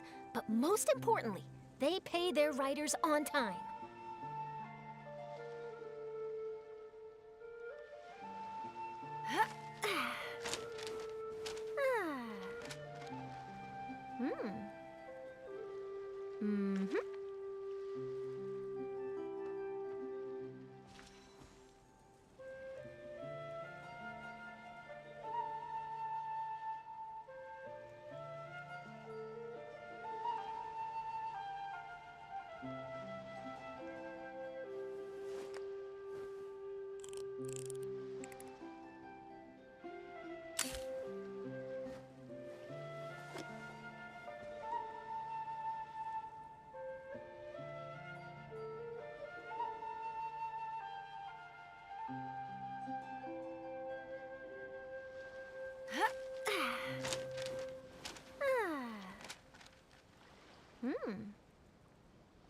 Mm-hmm.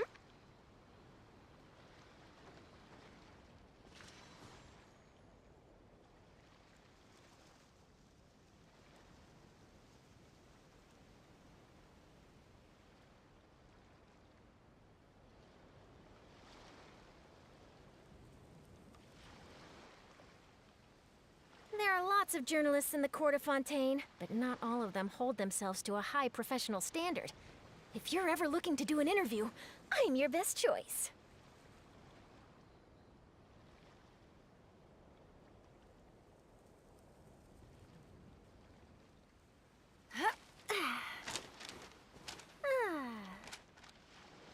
Mm-hmm.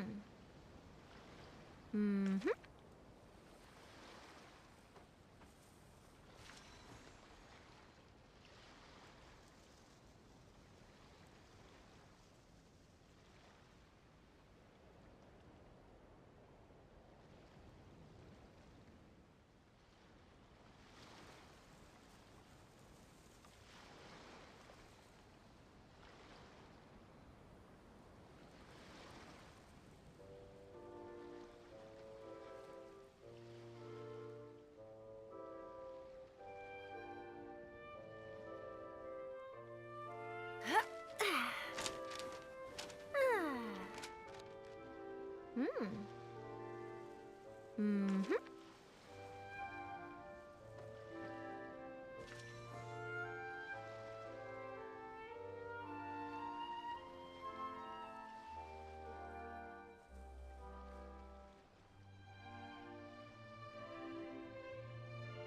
If you keep your eyes peeled and your mind engaged, you'll find there's always a new story nearby just waiting to be discovered.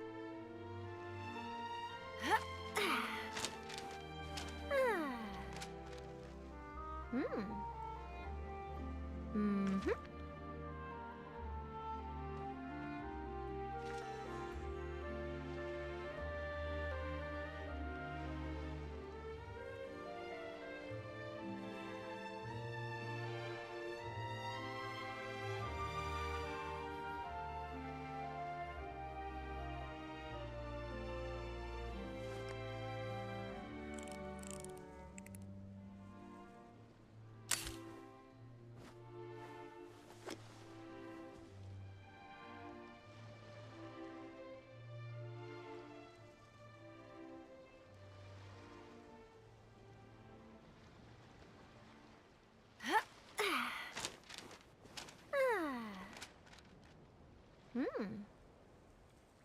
Mm-hmm.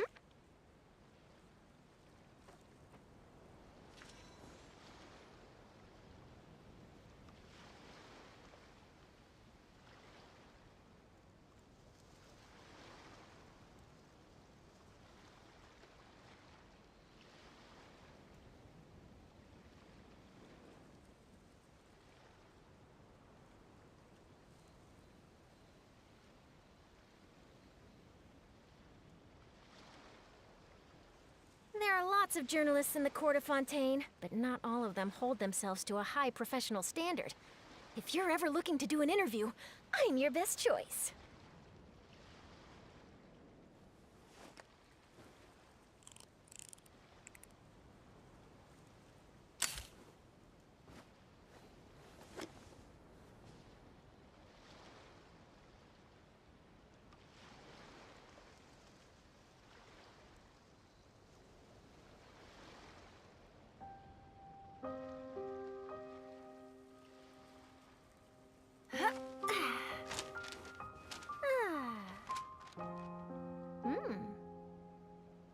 Mm-hmm.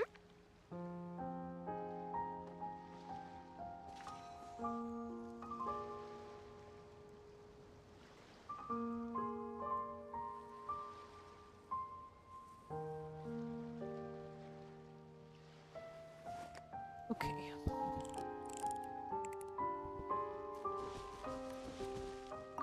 Have you ever seen a fireworks show, Mr. Morris? It's pretty amazing. I'm afraid I haven't, but I'll take your word for it. You're so awkward, dude. Smile!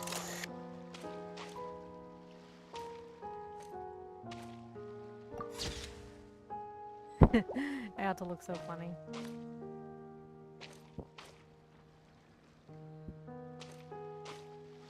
Darn it, if only they weren't in the background.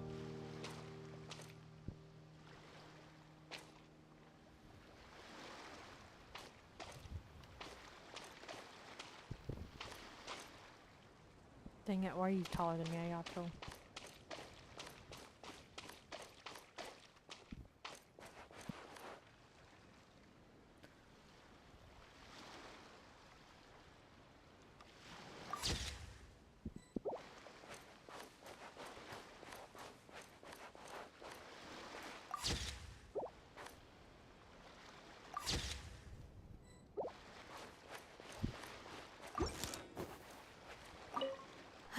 This is turning out to be quite the party. Oh, what? That's all you got to say? This...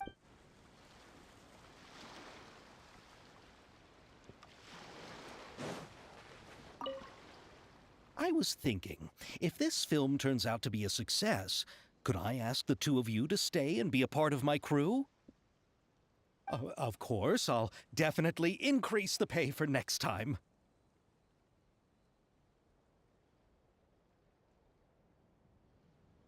I'd be more than happy to, Mr. Xavier. Thank you for the offer, Mr. Xavier. But I've made some plans to go on a journey to the other nations once the festival is over. Is that so? Well, then in that case, bon voyage, Miss Veronique. Please feel free to get in touch once you've returned to Fontaine.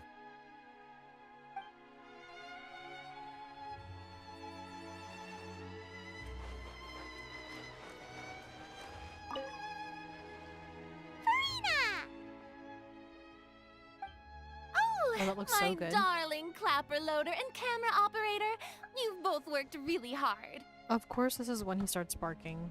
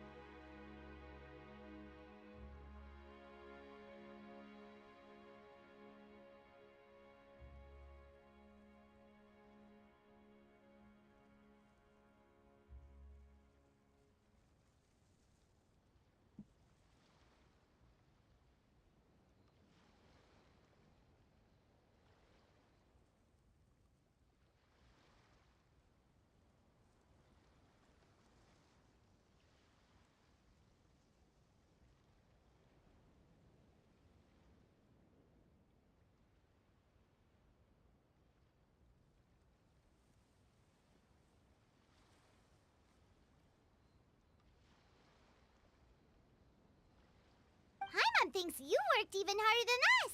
Honestly, Paimon was getting a little tired of playing with the clapperboard by the end of it. Worst of all, Paimon started having dreams of you shouting, "Lights, camera, action!" into Paimon's ears. The actual dream can't even start until you've yelled that. Hey, if anything, shouldn't I be more grand and delightful than your dreams? We've been through so much together, and that's how your brain remembers me? That's not Paimon's fault. We've just used the clapperboard too much lately.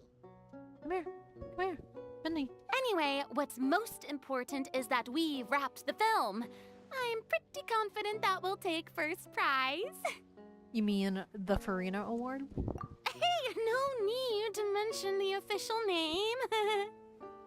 Wait, now that you mention it, if we did win the prize, would Farina just get a statue of herself? Come on, I don't need that kind of attention. Xavier can accept the reward on our behalf. But just imagine! Farina accepting the Farina Award and holding a Farina statue. I'm going back to my dessert now. You all can keep discussing that on your own.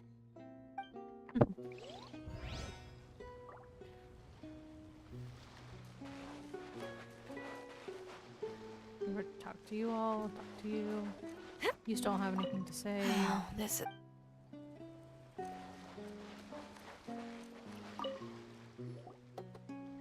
Ayato! How's your work been going? Everything went rather smoothly. Thank you for your concern.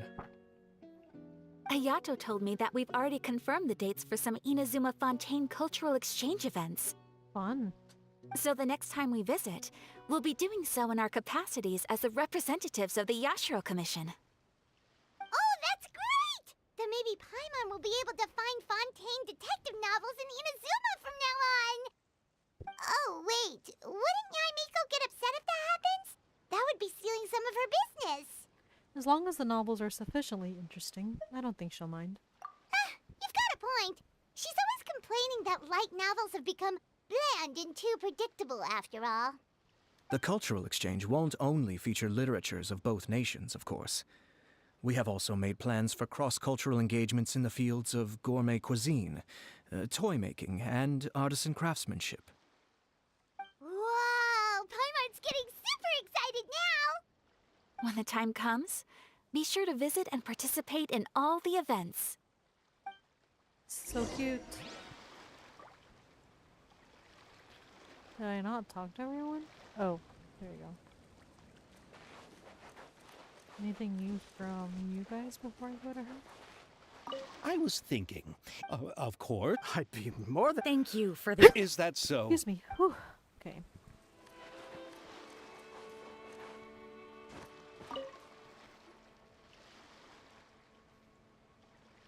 Chiori! Excuse me. Sorry. Hey, you two. Are you not really into these kinds of big social occasions? Not particularly. But this is still better than Fontaine Fashion Week. But if this film becomes a big hit, people will definitely come flocking to your shop. Yes, that's highly likely. As long as the film can premiere as planned. Are you still worried about the case? That and all the obstacles we had to face today. You're right. It's as if all our bad luck just manifested at once. But why today of all days?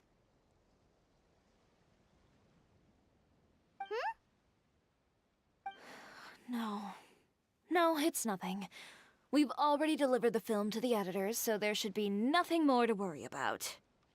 How are you doing, Mr. Morris? You having a good time? Well, you could say that. Do you happen to know when the party is scheduled to end?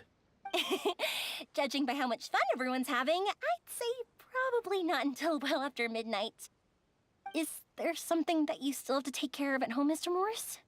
Oh, well, I'm just not a late night person, so I might take off shortly. Oh no! Silly me. I almost forgot something super important. Oh, what is it? I prepared a whole batch of fireworks for the party, but I forgot to bring them over from the warehouse. Fireworks, you say? Well, that's truly a pity. Sorry things didn't go as planned. Could you help me carry them over, Mr. Morris? I won't be able to fetch all of them by myself. Me? Are you sure that you can't find anyone else? I just wanted to make this a surprise for everyone. The warehouse isn't far from here. We'll be there in no time. Pretty please, Mr. Morris. These are some of the best fireworks I've ever made. So I also want you to see them before you leave. They're stunning. I promise that they'll be a once-in-a-lifetime experience that you'll never forget. But... It's okay. Just come with me.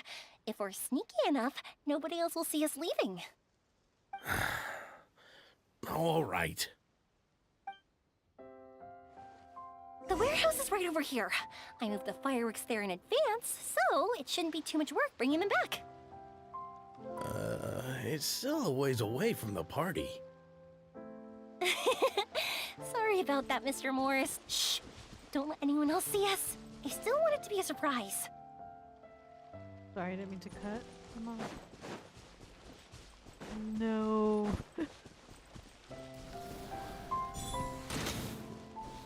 Oh, it went through.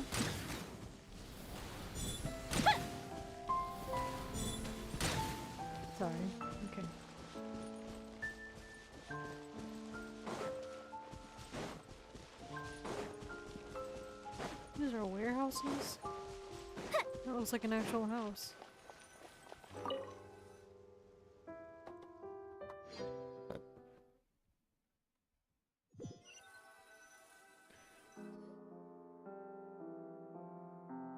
It's dark in here.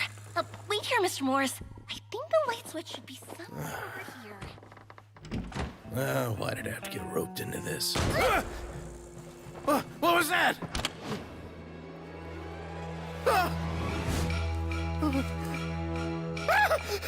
Who's there? Get me out! Get me out of here! Did you really think you'd get away, Morris?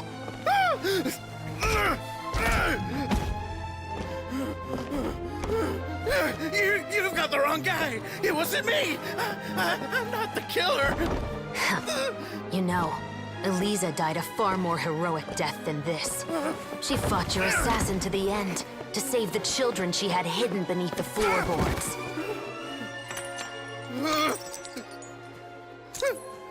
That is Eliza's pendant. The one with a photo of you two inside. The one you gave her. Ring any bells? It's a fake! It has to be! There's no way! No way your assassin didn't destroy it, you mean?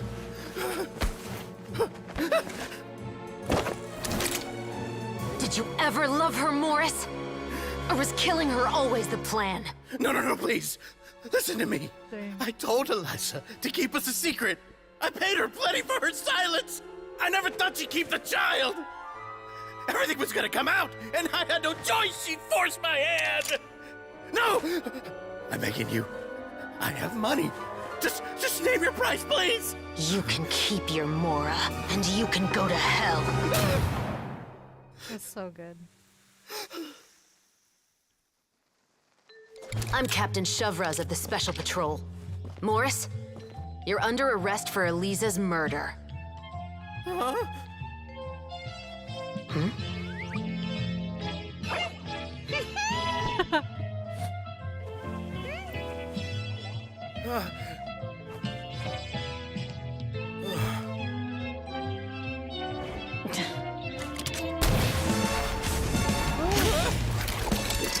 You're under arrest too, prop manager Veronique. Or perhaps I should call you the Second Musketeer.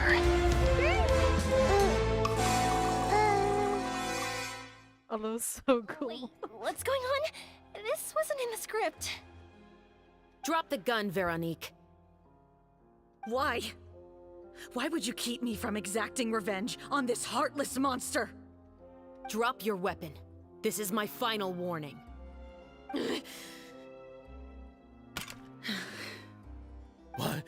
What is going on? Do I have to spell it out for you, Morris? Everything that took place just now was staged to get you to confess the truth. But this last part is all improv, of course.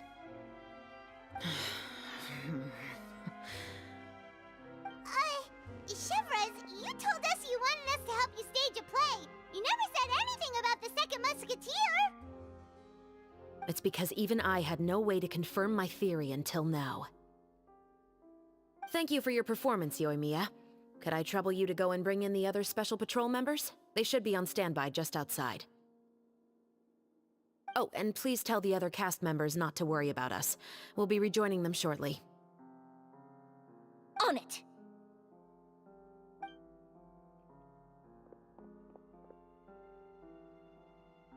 So what do you think, Morris? Care to talk about what happened 20 years ago? My patience is limited, you know.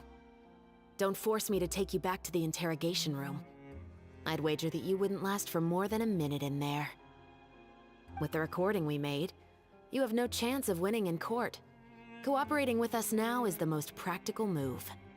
All right. I'll talk. I hired an assassin to murder Eliza. She once worked as a maid on my family's estate. She was very beautiful, and after some time I fell for her. We kept our relationship a secret and carried out an affair for some time, but it wasn't long before she became pregnant. And if my parents ever found out, they would have stripped me of my inheritance and status, driven me out of my home. I also didn't expect Elisa to insist on bringing the pregnancy to term. She even asked me to leave my family and travel far, far away with her. She believed that you were truly in love with her. I didn't have a choice. I gave her a large sum of mora, told her to leave the family and to get rid of the baby. But then years later, she sent me a letter. There were photos of 2 children, and she even asked if I could find some time to visit them. Huh? 2 children? Paimon thought Baptiste was the only... you mean... Even if she had the children against your will, you could have just ignored the letter entirely. Why kill her? I had just gotten engaged to be married to an heiress from another wealthy family. So if anyone were to find out about Elisa, my life would be completely ruined. I didn't have a choice. Shut up. No. You always had a choice. You just made the wrong choice. Again. Do you know how it feels to watch your mother be killed right in front of you? My brother and I were hardly even school age yet. We were hidden beneath the floorboards, grasping each other's hands like a lifeline. We were so terrified that we didn't even know we could ever take a breath. All we could do was to watch Mother try to fight back, and then collapse to the floor. Even after the assassin left, we were still too terrified to leave our hiding spot. We thought that he might come back. It was only until the next evening when we finally climbed out and gathered around our mother. But she had already become cold and stiff to the touch.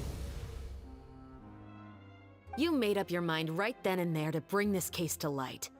Not only that, we resolved to get our revenge. And that's why you became the Musketeers. No, that's why I became a musketeer. The man from before was also killed by me. My brother had nothing to do with it. Dang, girl. Boss. Girl boss. I figured as much. You did? I once told these two that he didn't look like a killer to me. His confession from that night also rubbed me the wrong way. I think what really tipped me off was, how could I not feel a sense of regret in him? Huh? He confessed faster than any criminal I've ever met, but he didn't say a single word about you. He insisted that he was the sole perpetrator in the case. But after the questioning ended, I disassembled the musket we dug up from his backyard, put it in front of him, and told him to reassemble it. Wanna guess how far he got? He had no idea where to even start. He's never touched a gun in his life. Based on that, I determined that he was not acting alone. He only surrendered himself to draw our attention and create a moment of opportunity for his partner. So, I decided to play along. And as expected, the second musketeer followed us without hesitation once she saw Morris get separated from the rest of the cast. Besides, why else would he call the novel The Two Musketeers? But how did you know it was Veronique? I figured it out the moment Baptiste told me his father's name. That so-called financial crisis was all just a ruse. He just wanted to sign up as the investor and then leave the film without any source of funding. After all, he has a vested interest in minimizing the reach of this story. It's really just the same thing as what he did to Elisa all those years ago. Real. Human scum. Dang. But then Xavier pulled out all the stops and got the film made against all odds. Morris couldn't have that. With the killer in custody, he figured it was safe to act. And so he came to visit the set today, just as I expected. Wait, so you were behind all those mishaps today? Shocker. As for the identity of the second musketeer, I assumed they'd probably stay close to Morris and look for an opening. And if they already knew that Morris was the film's investor, then that narrowed the list of potential suspects as well. Furthermore, being the props manager would allow the culprit to avoid scrutiny by purchasing mechanical parts in the name of the crew. With that hypothesis in mind, I went back to check Baptiste's orphanage adoption records. guess whose name I saw on the same page, just a few lines from his. My brother. He trusted you. As in, he trusted me to perform the deed on his behalf? He trusted you to stand on the side of justice. I am. I thought you could do it as well. Oh, the look on your face when you told him to go to hell. I really thought you'd put a bullet in his brain. You know what he has done. Are you telling me that you'd rather see him spend the rest of his life living like a king in the fortress of Meripede? I will never be able to forget the feeling of my mother's cold, lifeless hands. And you would call this ending fair? Is this what you call justice? I won't lie, Veronique. I did hesitate when your brother first told me about the truth. I wondered. I agonized over whether I should really put a bullet in his head. So why don't you? Because that should never be how justice is carried out in this world. Perhaps, to you, justice is simply reciprocated. An eye for an eye, and a life for a life. But everyone has their own understanding of justice. If everyone were to pursue their own definition of it, there would be no more order in this world. Today, you'll kill Morris, and tomorrow, his children may come for you. The world cannot render judgments based on a desire for revenge. That will only lead to a cycle of revenge, as well as the destruction of order and civilized society. So real. Fontaine is founded on a set of laws and a standardized code of justice. That is why we are the nation of justice. But with all that said, I will promise you this.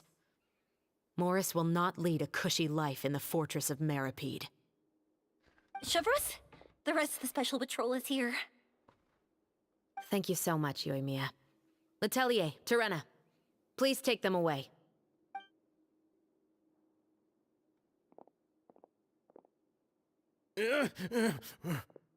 I still can't agree with your reasoning. I know. Justice has not been delivered.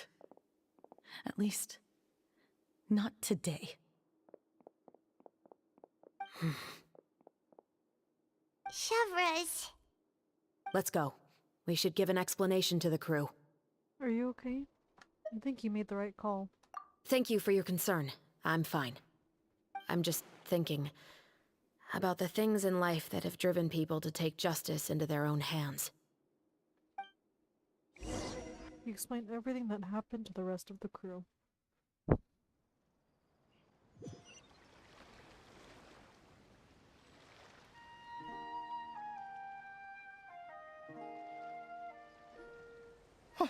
Who would have thought Morris would turn out to be... I'm at a loss of words. How could he have done something like this? I'm just glad that you're all safe and sound. Who knew that such a labyrinth of cases would be behind this story? Well, what should we do now? We have a finished film, of course, but should we still go ahead with the premiere? What do you mean? Shouldn't you be even more motivated to spread the word now that you've learned the truth? Chiori is right. I'd also like more people to see this story for themselves. But the real ending of the story seems to have deviated somewhat from the one in the script. Is that still acceptable to you, Miss Chevreuse? The call is yours. We still have time to reshoot an ending if that's what you'd like. No, it's fine as is. I like what we have for the catharsis. Romanticism is what gives works of art their appeal. Fiction is able to explore means of restitution that could never work in real life. I love that. Oh my god, they're so real.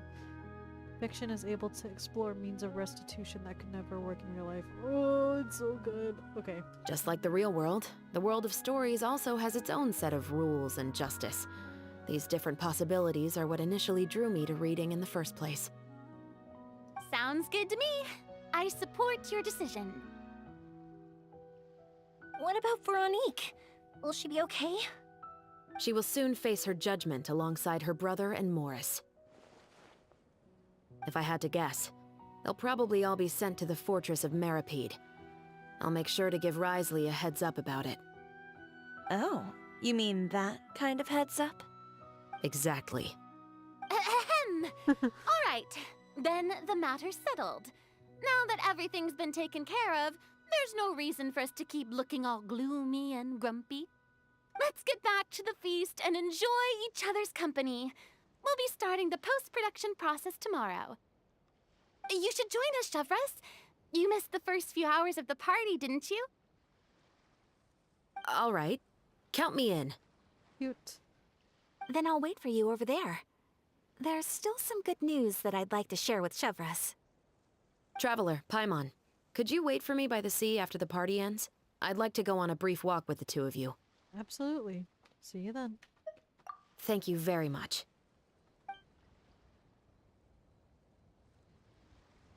Cute.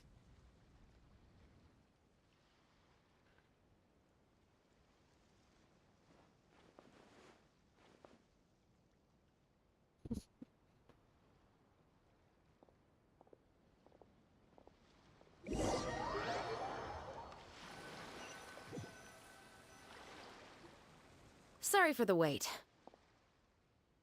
Oh, we weren't waiting long at all. Is there something else you wanted to tell us? No, I don't have anything new to share. I just felt that since you were my investigation partners, I should have another conversation with the two of you. Hold on. Traveler, how would you have responded to Baptiste's request if you were in my shoes? Well, personally, I'd probably do the same as you. Is that so? Well, thanks for sharing. When I was young, my father often took me here to swim. We'd come rain or shine, even when it was freezing cold. He told me that swimming was the best activity to train one's strength of will. You could never give up before reaching the shore, especially when the water was cold. Oh? Why's that? Because the moment you give up would be the moment you die. At that point, I still hadn't received my vision. One winter, the chilly wind felt almost like knives on my skin, and the seawater was so frigid that it numbed my toes the moment I stepped in. I cried and begged my father to spare me from having to swim across, but he wouldn't listen. He used to be a member of the Special Patrol as well. You could say it was his way of educating his children. Let me... Oh, yeah, this dog. Hold on.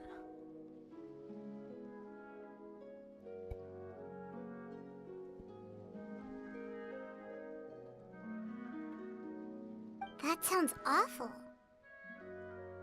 When he saw that I wouldn't stop crying, he just picked me up and tossed me into the icy water. The bone-chilling cold took away my senses. I couldn't feel anything but fear and rage. I waited for my father to save me, but one look and I knew he'd already started swimming for the opposite shore. Jeez. I realized that if I were to give up, I really would die right then and there. I used all of my strength to try and catch up to my father. Those few minutes felt longer than my whole life up until that point. I did, however, make it to the other side. I've never felt afraid about anything in my life after that, nor have I ever cried again. That way of teaching would have never worked on Paimon. Yeah, I don't think that was the right method for anyone. It's just that, working now as I am in the pursuit of justice, I still sometimes feel like I've been tossed into that winter sea all over again. The anger and the helplessness. Shavras. But the worse I feel, the more I know to never give up. The alternative would be to forever lose myself among the waves. Anyway, how about a race? Neither of us will drown, but we can still see who swims faster. I'm game. You guys go ahead! Without switching Paimon will grab the topics. clapperboard to mark the start of the race. Wow. Oh, are we actually? Oh, that's cute. Oh. Yes? I don't know.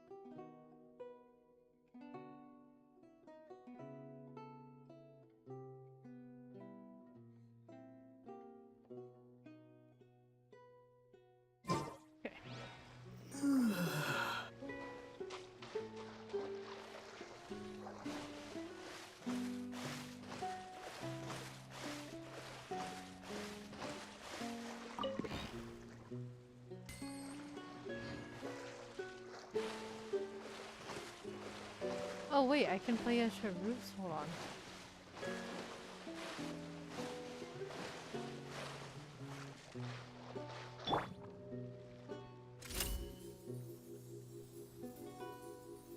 Oh, I can't move though when I... Huh.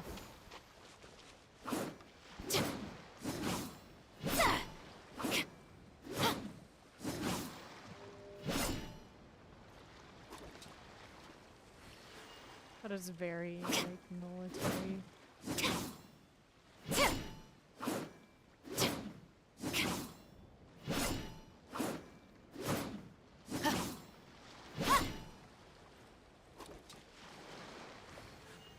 Drop your weapons!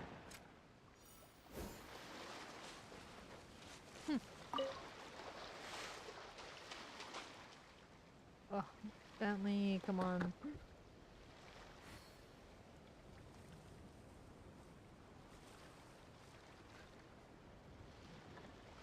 It's unfortunate that you can't move around a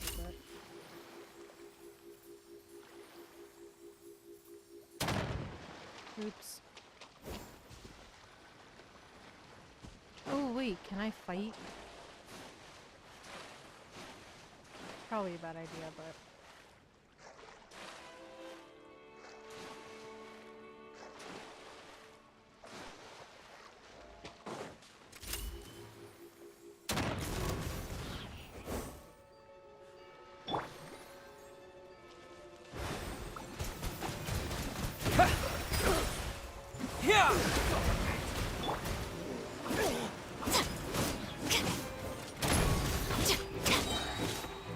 Justice will prevail!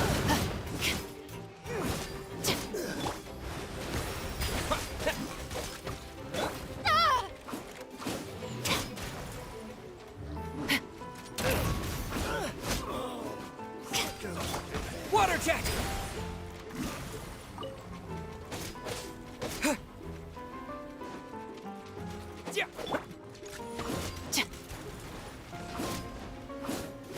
Final warning!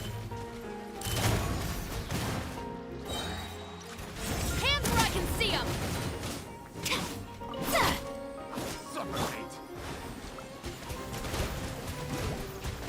Water jet! Wipe out! Drop your weapons!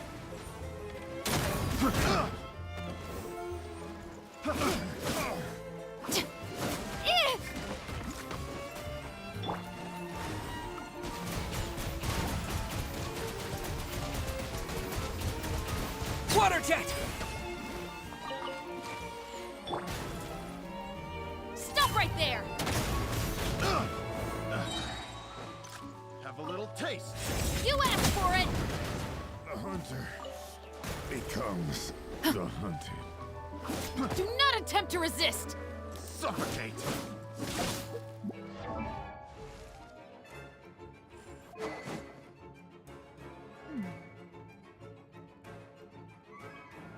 Oh, it looks like a Farina weapon.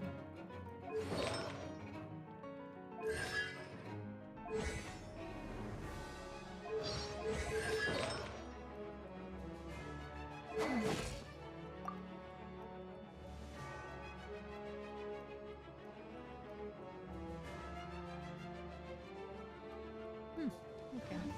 Final warning!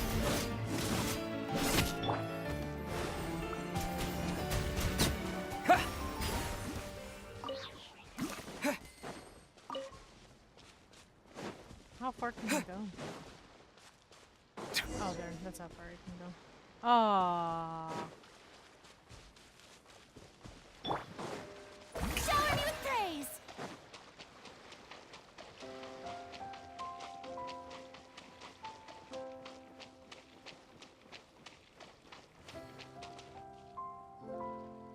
Sorry for the wait.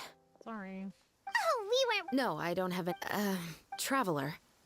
How would you have responded to Baptiste's request if you were in my shoes? Just like the protagonist of the story, huh? Can't say it doesn't suit you. When I was young, my father, he told me that swimming... Oh? Because the moment you get one winter, I cried and begged. That sounds... When he saw that I would, the bone-chilling, I waited for my... I used all of... I've never felt afraid about anything. That way of teaching? Yeah, I don't think that was the... It's just that... Working now as I am in the pursuit of justice. Chevres. But the worse I feel, the more... Anyway, how about a race? You guys go... Okay. It's so weird that Drop your weapons!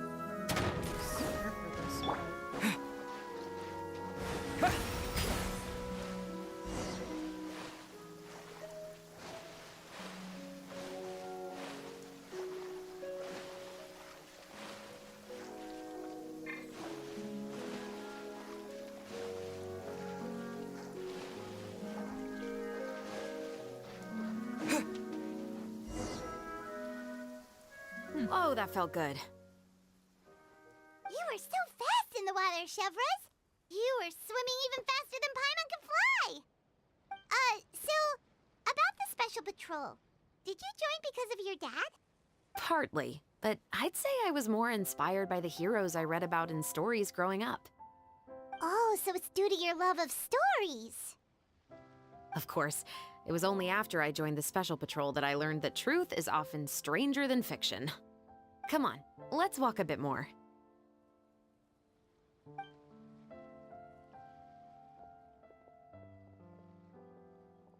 To be honest, I do sometimes question whether the decisions I make are the right ones. But I know that no matter what, I must keep swimming. Oh, Dory? Because the only thing I've got my eyes on is the shore in the distance. That's very cute. I probably should be using travel for this. Hold on. There's still a long road.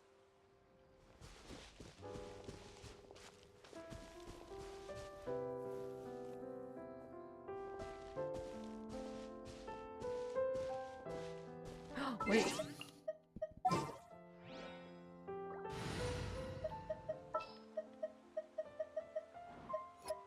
What's the news?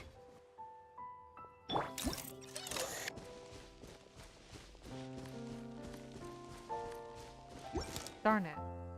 Thank you for coming on this walk with me. I feel a lot better after getting all that off my chest. You're welcome. Anytime. Huh. We're nearly back at Baptiste's house. Huh, you're right. I didn't realize we were so close.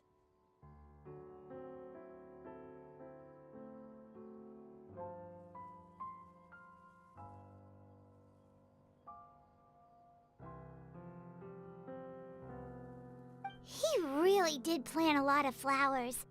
It's just like how he described it in the story. Huh? Wait. Paimon, Traveler, look! The rainbow roses in the garden. They're in full bloom now.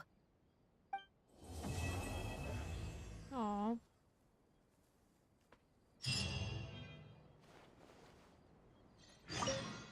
Even though it's a bit late, I must thank you for investigating this case with me.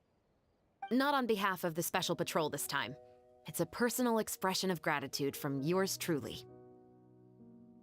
Oh, you want to hear more about my father? To be honest, I didn't spend that much time with him. He was always busy with the Special Patrol, so he would often return home really late at night. Some nights, he didn't come home at all. Once, he didn't come home for a long time, maybe a whole week or so.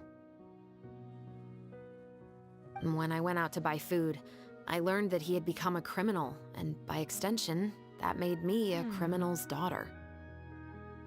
But we can talk about that another day. Huh. I actually have a lot of sympathy for Veronique and Baptiste. I can understand the hatred they feel for their father. Jeez. But that doesn't mean I'll allow them to walk the path of evil, even if it might lead to another sense of justice. About the film. Films are different from the real world. They're a form of art and represent the wishes in people's hearts.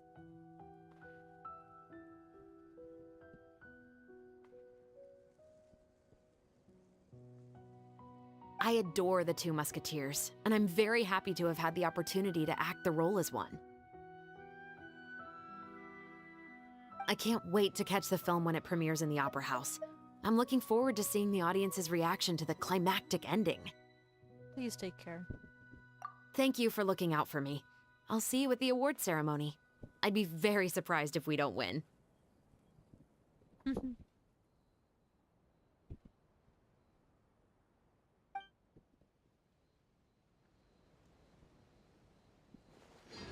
Alright. So that was day 4.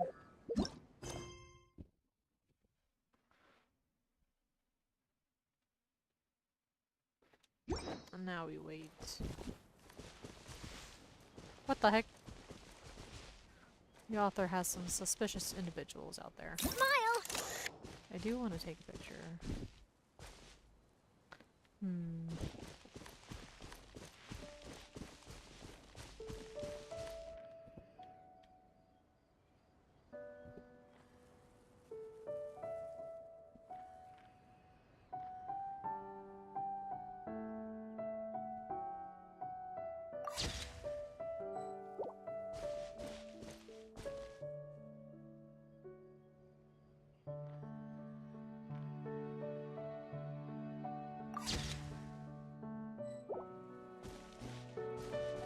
Oh, there's so many. Oh, those are not rainbow roses, but.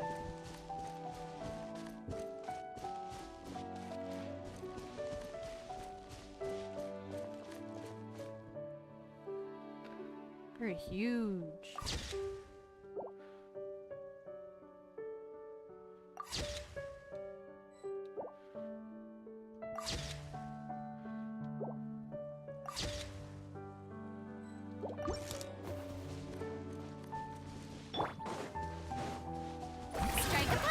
Silence!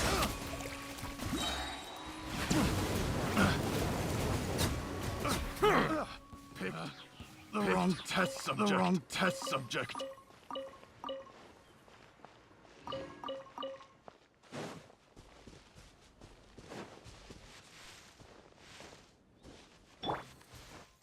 Say cheese!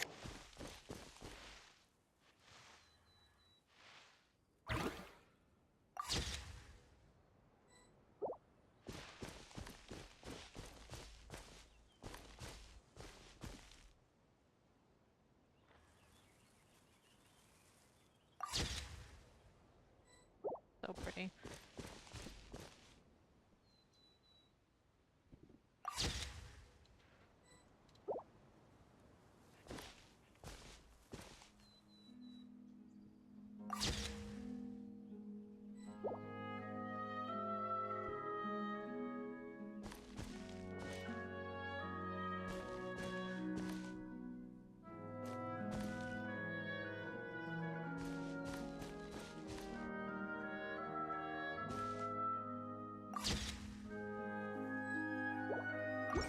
Alrighty, I think that's good. 2 days. Jeez.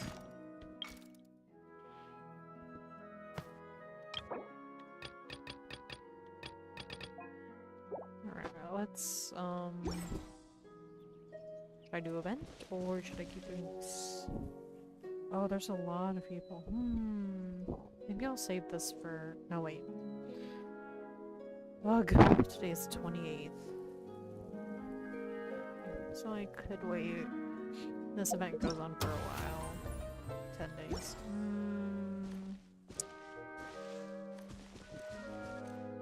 No, we'll just get it done today.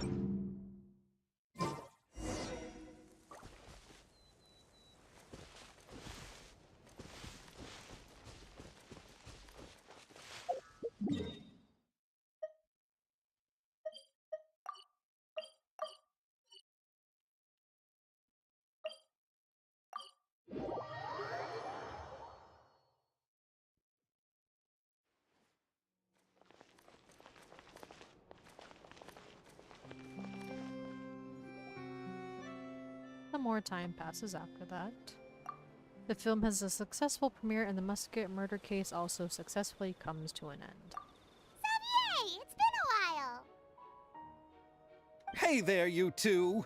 Sorry I've been scarce. I've been buried in marketing and preparing the film for release ever since we wrapped post-production. The award ceremony is today, right? Paimon wonders if we'll win the Farina Award. I'd give it a 90% chance. Farina! Oh, Paimon didn't know you were already here. You're earlier than everyone else. I'm sure the others will also be here in no time. Xavier, if we end up getting called on stage, shouldn't you come up with a name for our crew? What? But we don't even know if we're going to win. I wouldn't want to jinx our chances by celebrating early. Just open your eyes! Surely you've seen the audience's reactions to our film. We've had nothing but critical acclaim. You've also had conversations with the Opera House's operating staff, right? Didn't they want to increase the number of showings? With the more you've made from the box office, you can now open your very own film company. But that's all credit to my amazing crew. You've all helped to make this a reality, so I can't be the only one asked to come up with a name. Well, give it some thought. I'm sure the crew will respect your choice. All right, but before that, Traveler and Paimon, could I trouble you to quickly pay a visit to the Fortress of Meripede? Huh? But shouldn't we stay for the award ceremony? I wanted to ask you two to invite Shavraz to join us at the ceremony. She's one of the lead roles, after all. I haven't been able to find her recently, so I haven't had the chance to invite her personally. According to the papers, the culprits of the Musket murder case will be personally escorted today by the captain of the Special Patrol to the Fortress of Meripede. Oh, Paimon gets it now. Yep, just wait here, Xavier, and maybe try to come up with a few snappy-sounding names. All right, then I'll leave you to it.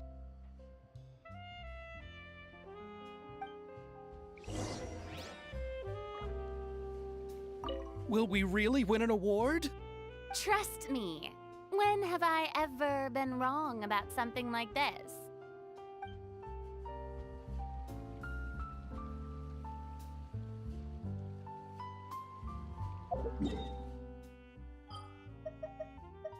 Oh, where am I going?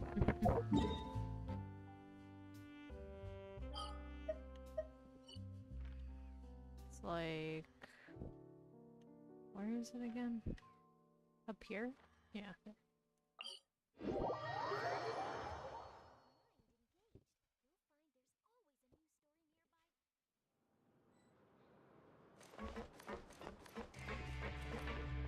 Am I supposed to go this way, actually?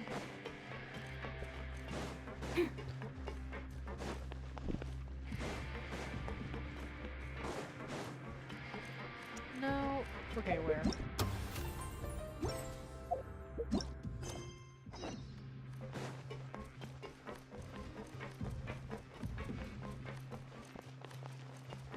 Oh, in his office, okay.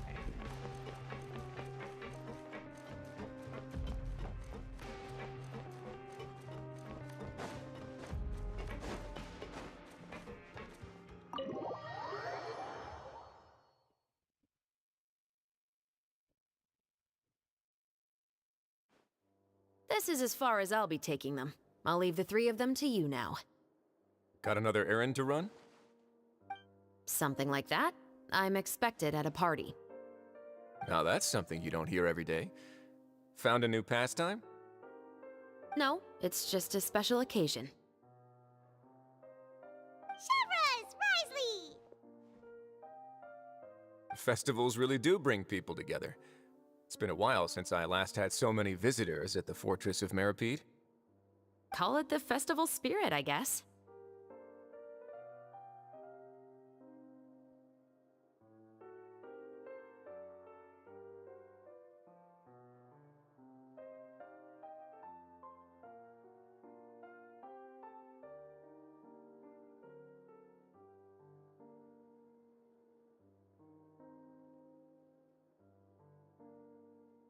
Yeah, you could say that.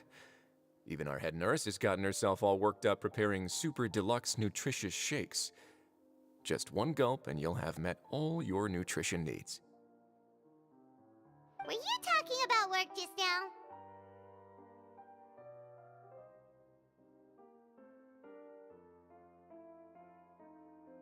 We've already finished discussing everything. So, what do you think about my heads up, Mr. Risley?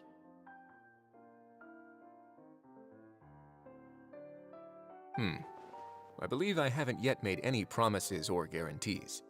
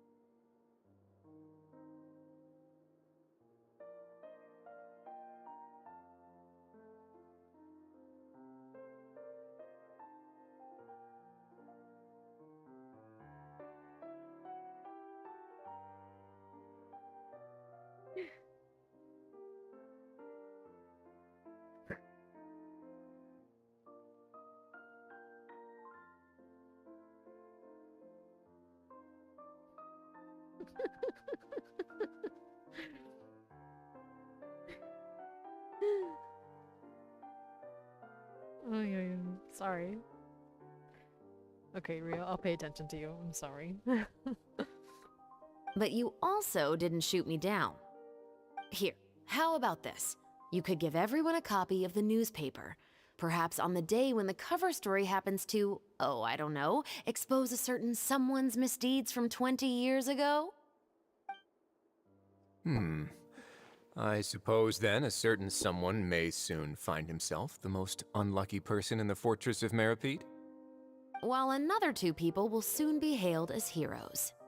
Speaking of heroes, did you two need something from me?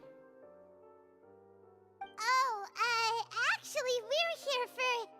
You're here to invite me to the party, right? Don't worry, I didn't forget. Ooh, then let's head back right away! See you, Risley! Happy Fontenalia Festival! And the same to you. Bye, Rio.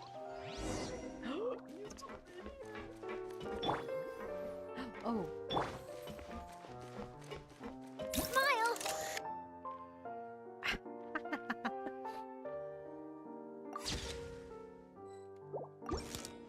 Damn. Okay. Now just for fun. I don't know if I can get it. Oh my god, are you gonna let me? Oh! He's like, what the frick are you taking photos of? Oh! I do actually just want, like... I don't know... Oh, looks so fluffy looking. Dun, dun, dun, dun, dun, dun. Oh, it is way better. Way better. Oh. Oh my god, that's too funny. Oh, that's so funny. I can't. Okay. You actually following me? Oh, he is. Okay. Okay, hold on. Now that I know you're...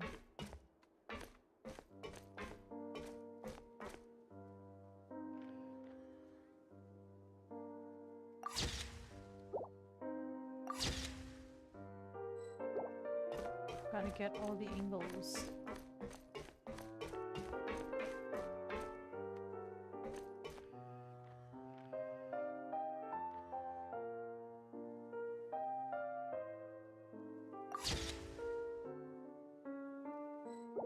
Okay, I'm done, I promise. Oh wait, you might have some stuff to do. Please, go and enjoy the festival. Ah, okay, I'll do it. I'll do it. Do you think they would be around? I'm just curious.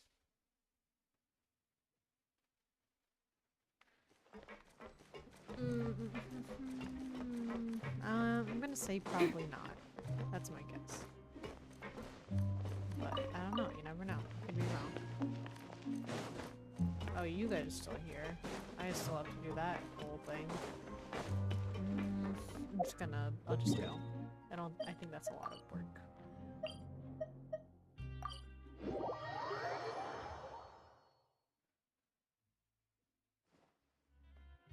And the winner of the Farina Award for the first Fontenalia Film Festival is... The Two Musketeers! Oh, it looks so good, that poster.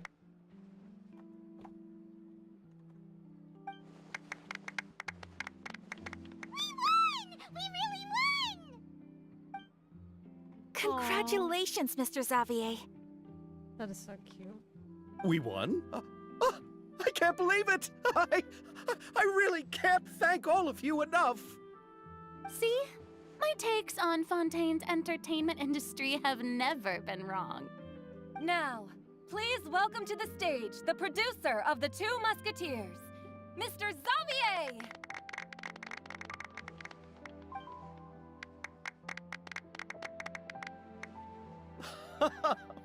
Thank you. Thank you all so much for your recognition and support. While I'm up here, I would love to give special thanks to... Time really flies, huh? It certainly feels that way. It feels like it was only yesterday when you were teaching me to hold a musket. Will you come back to Fontaine again? Of course. I'm very fond of this city. There are so many novel and interesting things that it's been hard to keep track of them all. But how about you? Would you be interested in visiting Inazuma? I can't say the thought has crossed my mind before, but I'd be willing to consider it now.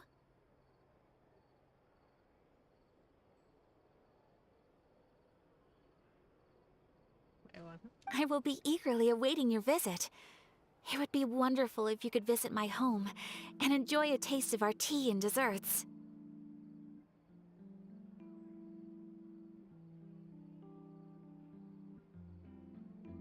Yeah, let's keep in touch.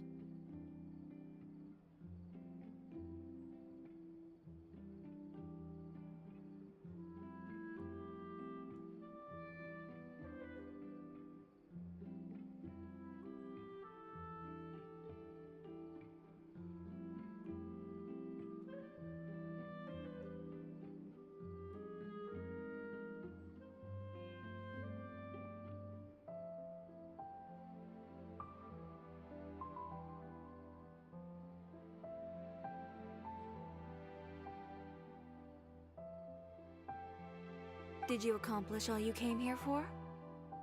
Yes. And you should visit Inazuma again sometime. How has Ogura and her business been? To my knowledge, she's doing quite well. Tell her I said hi.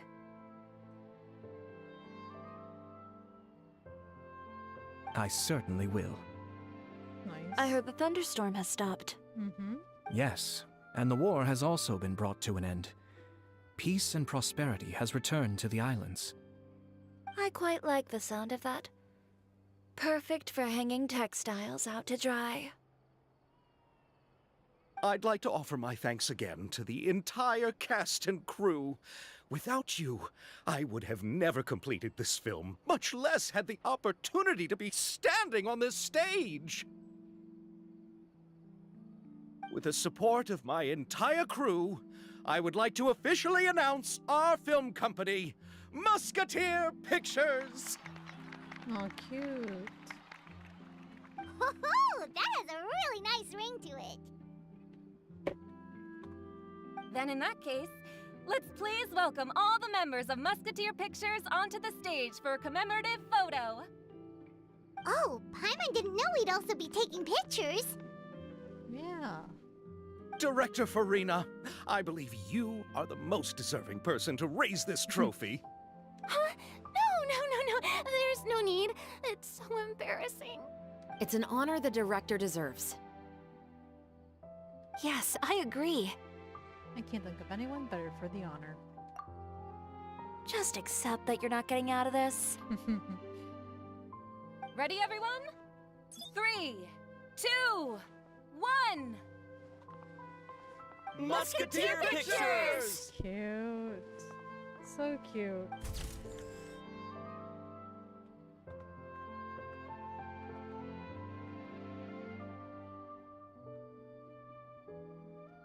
Oh, little Paimon with her peace sign. Oh, why is that so cute? Hold on.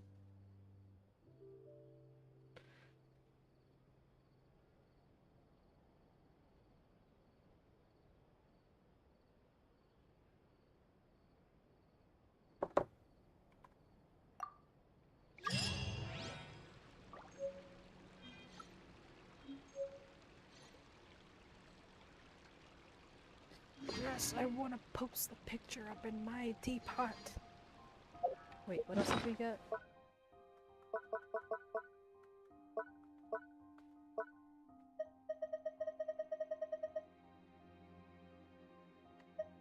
I saw we got something else. I didn't see what it was besides the teapot thing.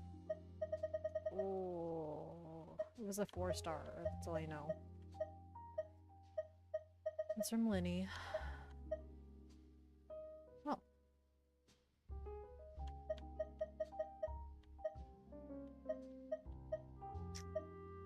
Darn, what was it?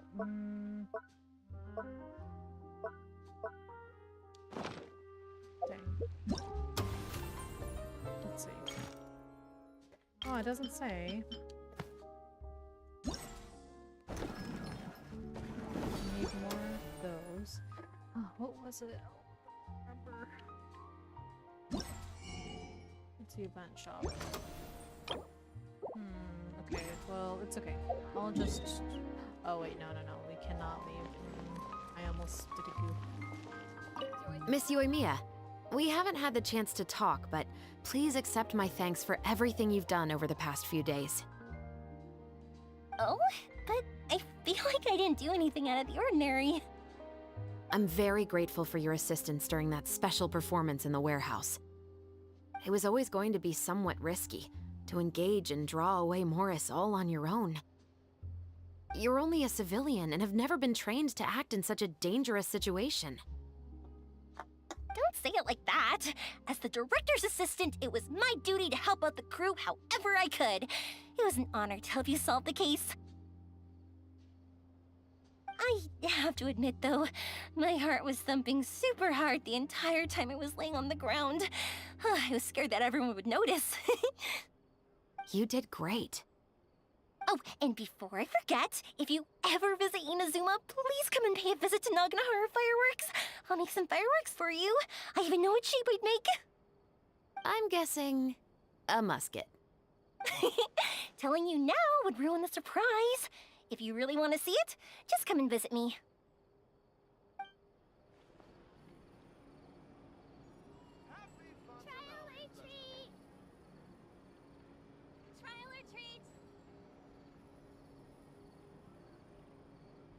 There are lots of journalists in the Court of Fontaine, but not all of them hold themselves to a high professional standard. If you're ever looking to do an interview, I'm your best choice. How do you delete snaps? Sorry.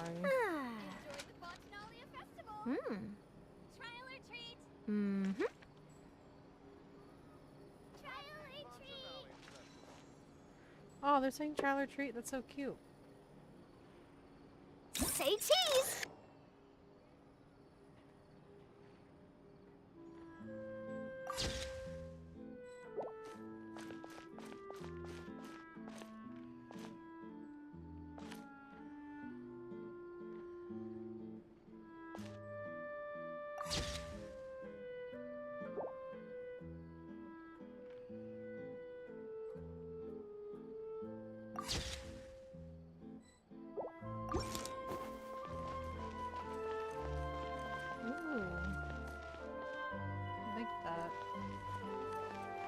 His fit. Saw Farina hiding.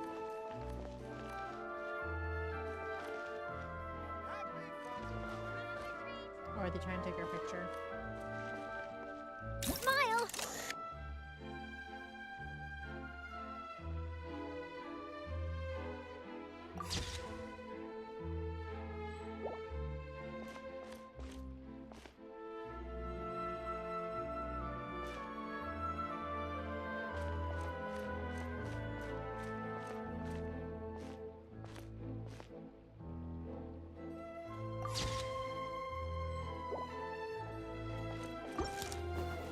Lady Farina, please allow me to take just one more photo of you.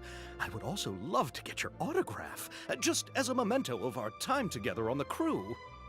Hey, I've had enough of the camera flashes from when we were all up on stage. But, Lady Farina, you are the best director I've ever met! The most photogenic maiden in all of Fontaine! This kind of lively and celebratory setting is exactly where you shine. I believe all photographers would agree. Come, the brightest star of our land! Show us your light! The camera is waiting to sing praises of your beauty! Well, I'm flattered, but... All right. I'll humor you and try a few more different poses. But I don't have to hold the trophy, right? Of course. You may pose however you like. Thank you so much. Thank you so much. By the heavens, my luck has been beyond belief. I'm having a hard time coming to terms with it now. Oh. Alright, so we have those two groups.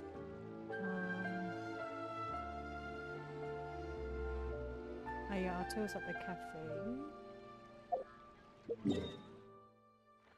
Somewhere here.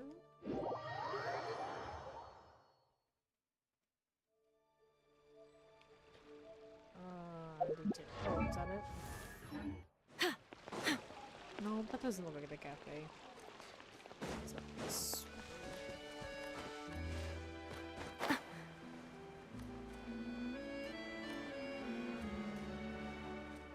Oh, this cafe.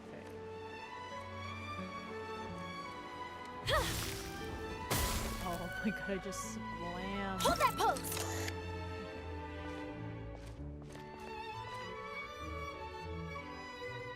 This guy's gonna-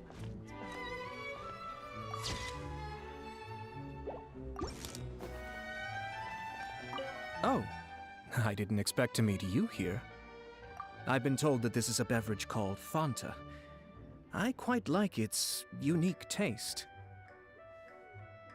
The slogan, a font of refreshment, is rather catchy as well. I'm starting to wonder if I could incorporate it into our cultural exchange initiative. What would happen if we were to add some sprigs of mint into Fanta? I believe this is an idea worth testing. Or perhaps we could even take it one step further and mix in an equal amount of milk tea medley. But for some reason, I suspect that experiment wouldn't turn out well. About the film. Thanks to you, the film was successfully completed and the Yashiro Commission secured a collaboration project with the Palais Mermonia. If another opportunity was to arise in the future, perhaps I should take on the chance to act as the protagonist. Or perhaps you think the role of villain would fit me better. That would be fun. Have a safe trip home. Thank you for the well wishes.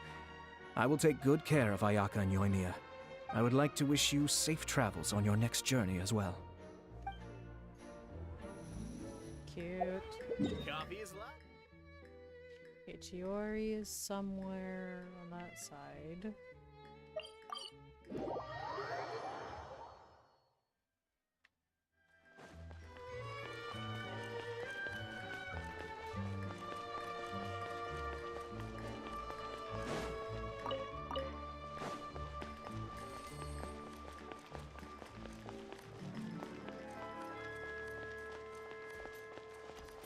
Are you always on here?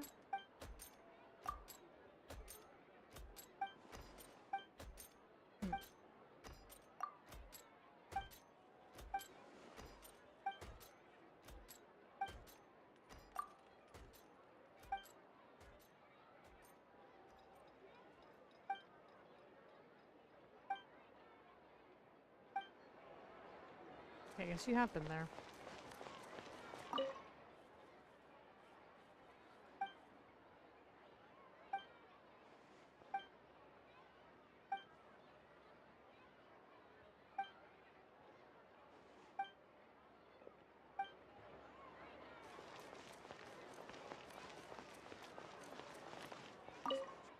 Oh, it's a loaf.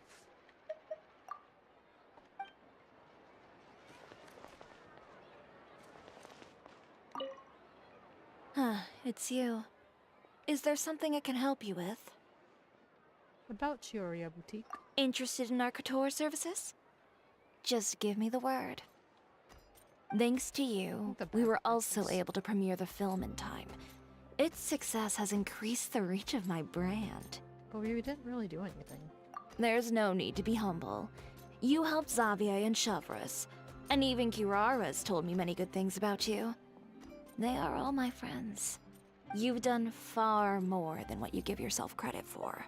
About your work. I am merely a fashion designer. I don't have anything else I moonlight as. But when you run a business, it's inevitable that as you make more friends, you'll also encounter all sorts of thorny issues. You scratch my back, I'll scratch yours. It's just the common sense of business. About the film. Xavier's over the moon now that he's actually won the Farina Award. Maybe I'll actually find him in the fountain the next time I see him. The demand for couture at my boutique has also increased. So much so that I don't have enough staff to handle it. Looks like I'm one step closer to achieving my dream. Anyway, you will always be welcome at Chioriya Boutique. I would love to see you both again at the upcoming Fontaine Fashion Week as well. That'd be so fun. Yes, yes. I don't have any more questions. Okay. See you around. Look at these flowers. Say cheese!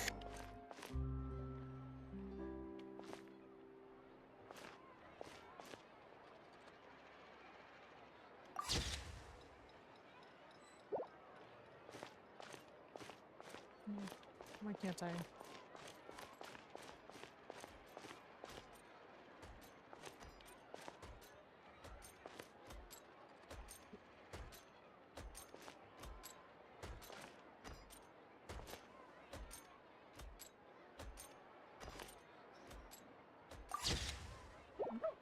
Excuse me. Oh, I have pickups. Ugh.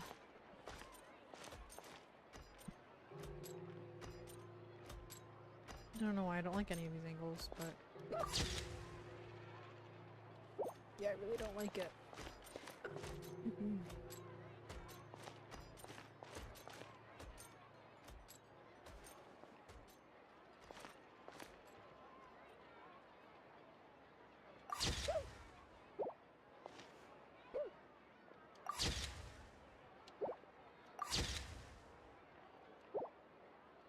It's better.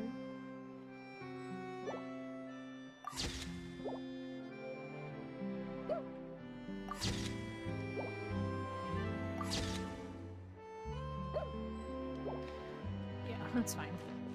Oops.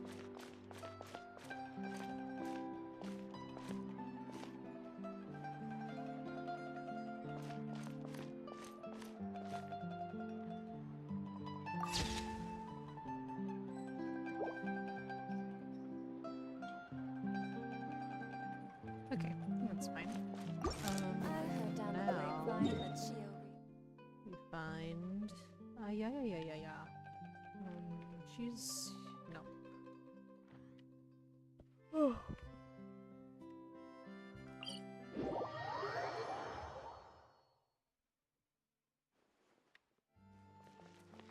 She's this one. Wait, hold on.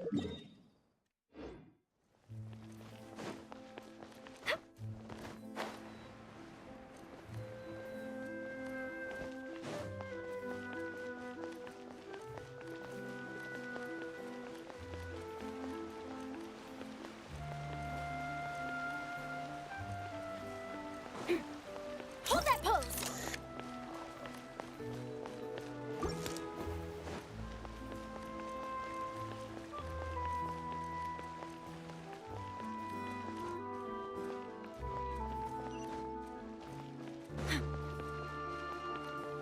Where is she? Oh, maybe she's on the other side.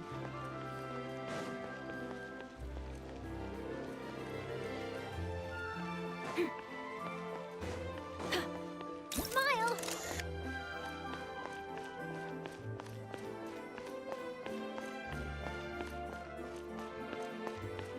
Oh, she's in there.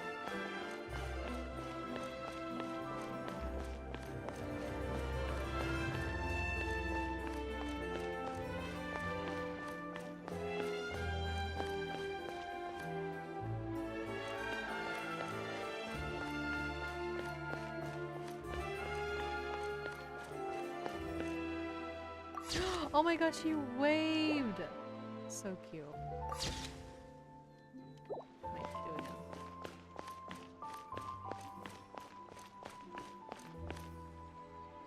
Dang. I'm glad I got the first one.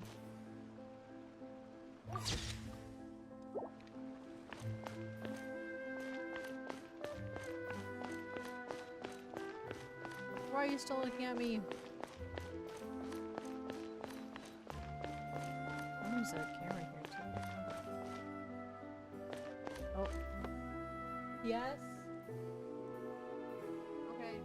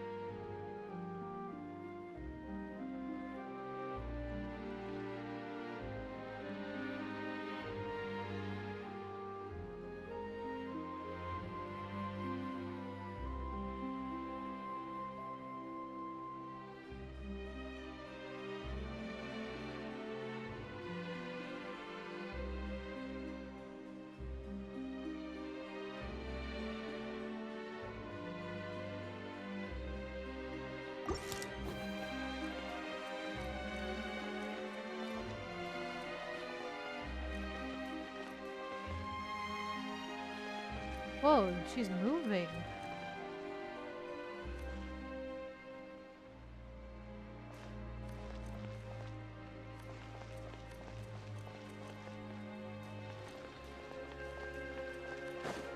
What?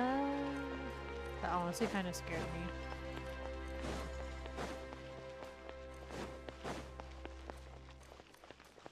Hold that pose!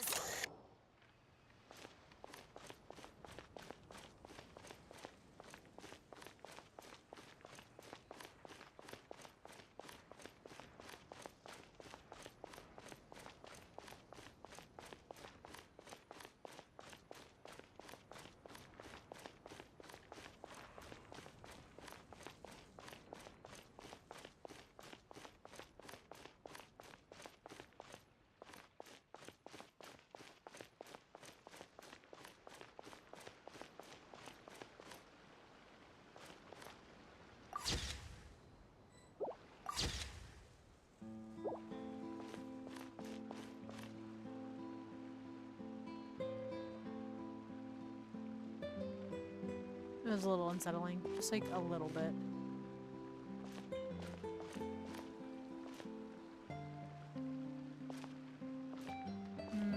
It's like really unsettling, actually.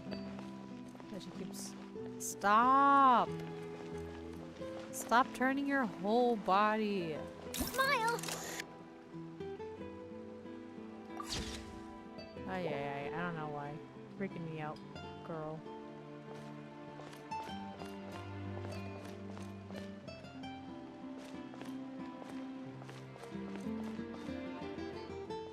Stop. Okay. Okay, let's just.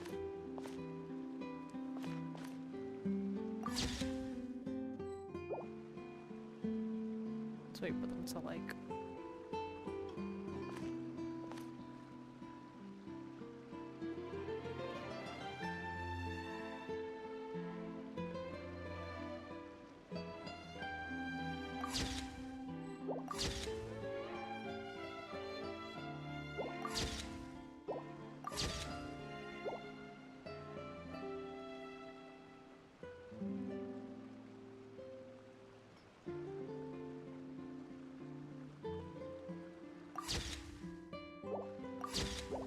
Sorry, I'm like, I don't know if they're gonna do anything different, but.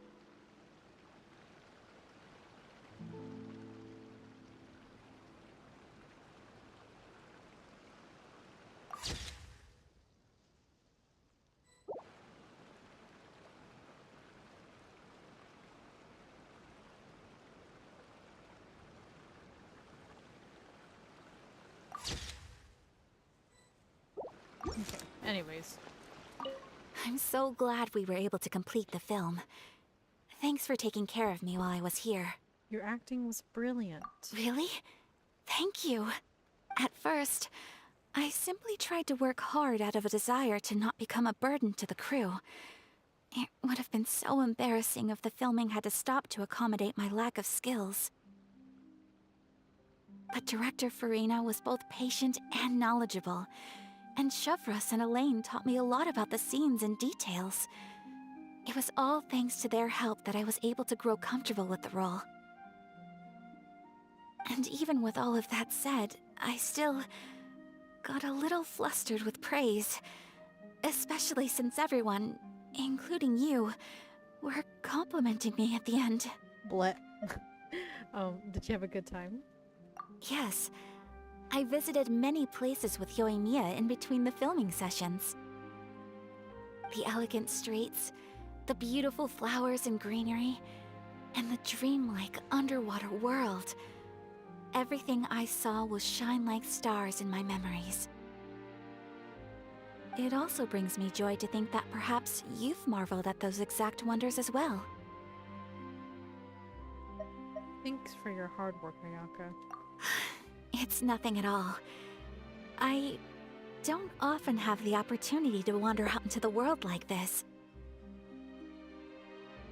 Not only did I make many new friends during this trip, I also picked up many new skills from everyone around me. I will cherish this experience greatly.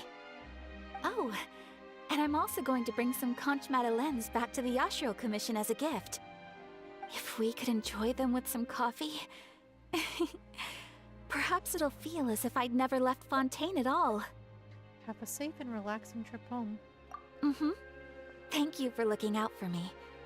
Please do take care of yourself during your adventures as well.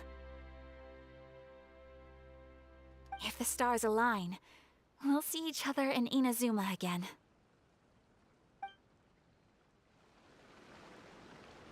Alright, okay, that's everyone. So now... I'll get my dailies like later. Now we're gonna hang up the picture.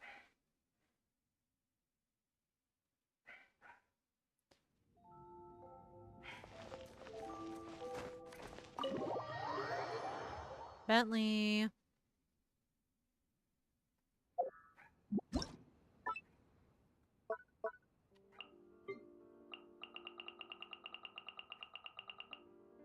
Is it this one? Oh, maybe this is what we got. Yeah! Ah, sweet. Okay. Ornaments. Teacup. Oh, over that. This. Huh. And then wall decor. Yeah! Oh, wait. This one, right? Yeah.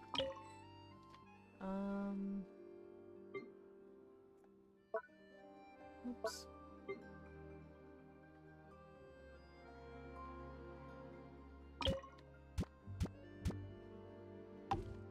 Yeah, actually, let me have a little, how do I move this button? Hold.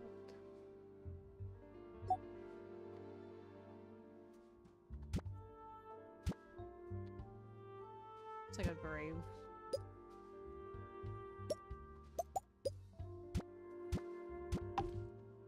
Yay! Oh, you know what? Oops. I'm gonna put my official one there too.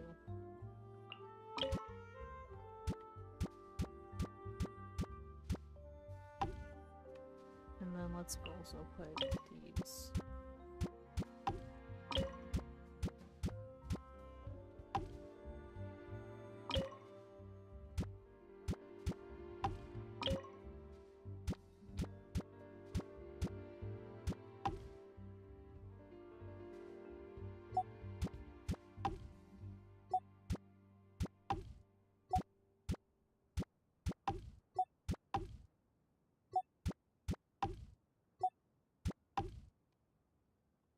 Okay.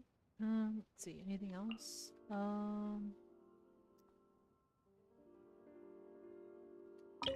That we can put maybe there.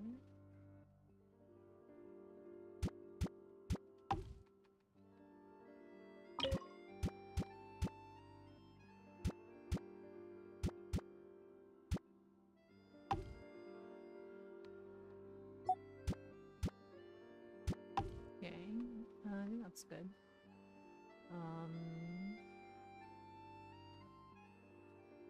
Do I need any more wall decorations? Oops. Oh, I better just save it.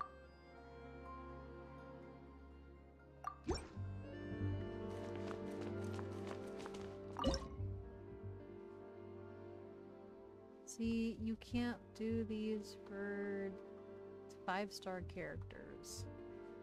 Wait, she has so many. Holy crap.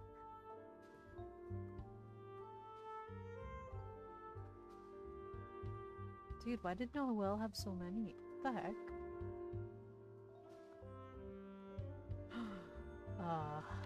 So good.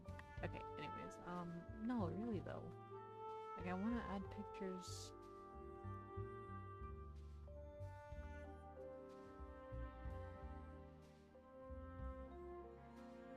That's cute.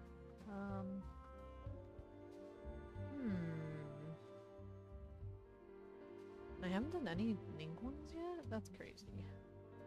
Okay, well, I'll leave this blank for now.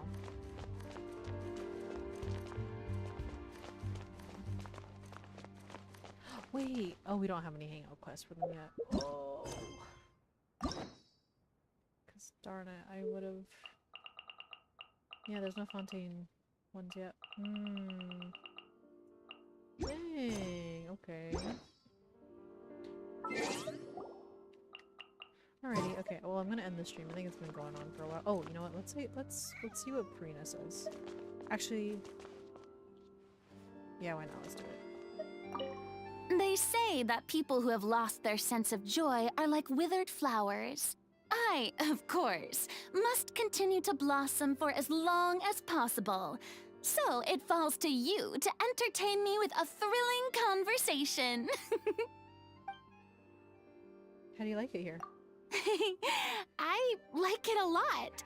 The view here is amazing wherever you look, and the weather is quite pleasant. One would be hard-pressed to find a better location for a vacation. I had no idea that you'd purchased such an enormous plot of land. And it's amazing what you've done with the place. You must have put a lot of time and thought into it. Well, I didn't purchase it exactly. Oh, I remember now. Some kind of mystic art from Liyue, was it? However did they do it? I'd really love to take this teapot apart and learn more about it. Although, I'm not too confident that I'd be able to put it back together correctly afterwards. On second thought, forget I said anything. This place is truly fascinating. It seems to be brimming with infinite possibilities. The only downside is how quiet and secluded it is. Don't you ever get lonely living here by yourself? That's why I got Venti in here. There must be a way you could liven things up a little here. Yes! How about hosting a ball here? I'm sure Fontaine's social elite would jump at the chance to fraternize with you. They'd flock here in droves, and everyone would be singing and dancing to their heart's content. I prefer to only bring my closest companions here. Oh! I see. Then, in that case, let's organize a smaller scale private dance. You don't need to invite throngs of people or put up fancy decorations. We can simply let the world be our stage and dance whenever and wherever the mood takes us. Well, come on. Don't just stand there. Take some initiative. May I invite you to dance? 'Twould be my pleasure. You do know how to dance, don't you? Oh, that. Kind of? All right. Just take my hand. Now, relax your arms a little and stand with your feet shoulder-width apart. Once we start, just follow my lead and you'll be fine. Don't worry. I'm the brightest star in all of Fontaine. You're in good hands. Very cute. They say that I, of course, must continue to blossom for as long. So I get to have a chat with me? A chat, you say? A simple word, but a fascinating idea. Through the power of words, people who are worlds apart can come to understand one another's innermost thoughts. But conversations can come with a great risk as well. The deeper you let someone in, the more deeply they can wound you. That's why people are just as afraid of intimacy as they are of being alone. I wasn't expecting you to start philosophizing on the human condition. Hey! I just gave a very moving speech. Is that all you can say? When one is blessed with both beauty and depth as I am, one naturally has many musings on the vicissitudes of life. All the best moments in opera are grounded in real-life observation. So you're not a fan of chatting? I didn't mean that. It popped into my head, that's all. People are just as afraid of intimacy as they are of being alone. And I thought, wow, that's a good line. Surely you've had that before too. You know, where you really want to say something profound that makes everyone go, wow, that was deep. Yeah, I've done that before. Good. I appreciate your honesty. All it means is that you're well suited to stand under the spotlight. I've played so many solo performances in the past that I've gotten a bit bored of them. Why don't you join me? We can be a protagonist duo and expand our repertoire. Let me think for a second. What shows are popular right now that have a good role for you? Oh, I know! I saw a pretty decent opera the other day. Why don't we practice a few scenes together? Come on, I'll do your makeup. We'll make it a dress rehearsal. Cute. They say that people who of course, must continue to blossom. Last one. Anything you'd like to do? There are probably as many things that I want to do right now as there are stars in the sky. I think my top priority, though, would be to add some more furnishings to this place. Oh, you don't like how this place currently looks? Hey! Don't be upset. I never said there was anything wrong with this place as it stands.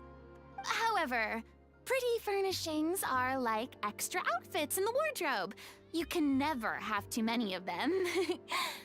That's especially true for tea parties. You've got to switch up the furnishings and decorations every now and then to keep things fresh and new.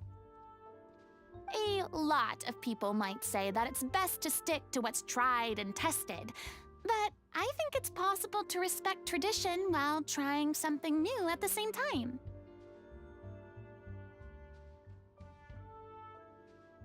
I'm glad you appreciate my point of view. That tells me that you're an interesting person as well.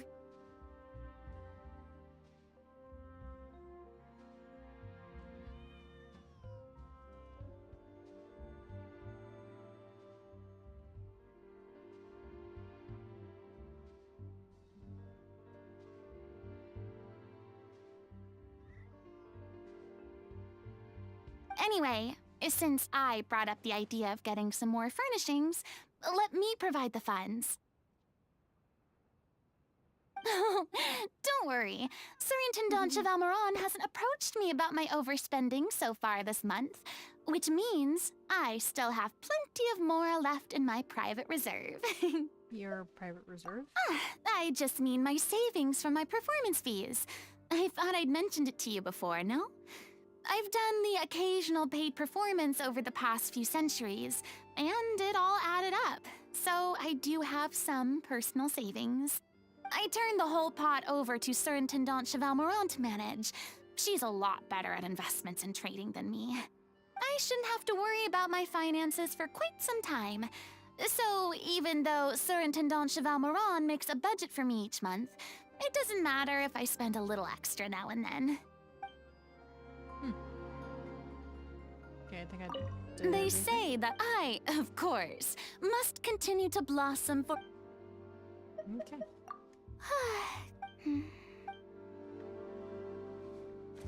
Sweet. Okay.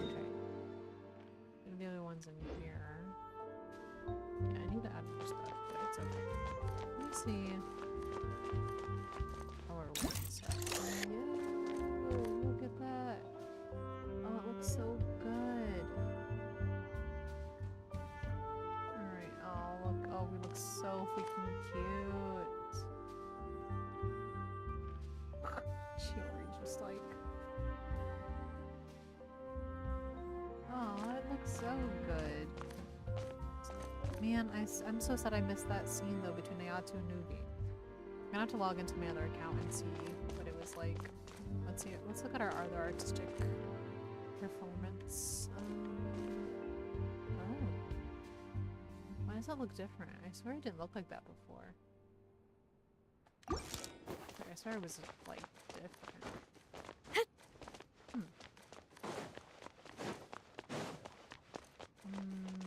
I should probably just put stuff here. But they're all 5 stars.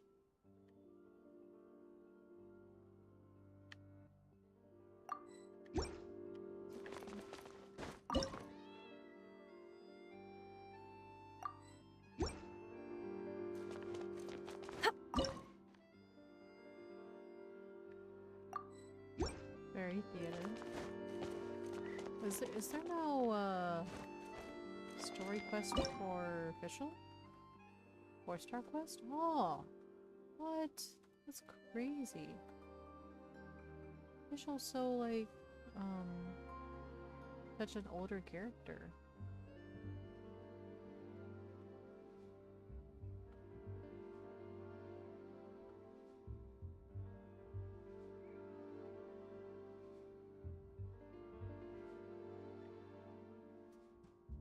Bro, that's insane. She has so many.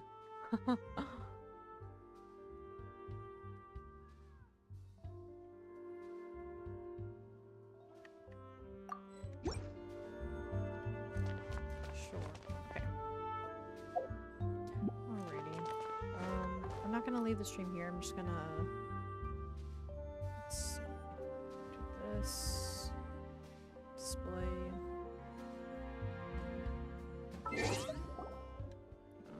I'm gonna log out and pop into my other account and we'll see if we can get to that new V scene.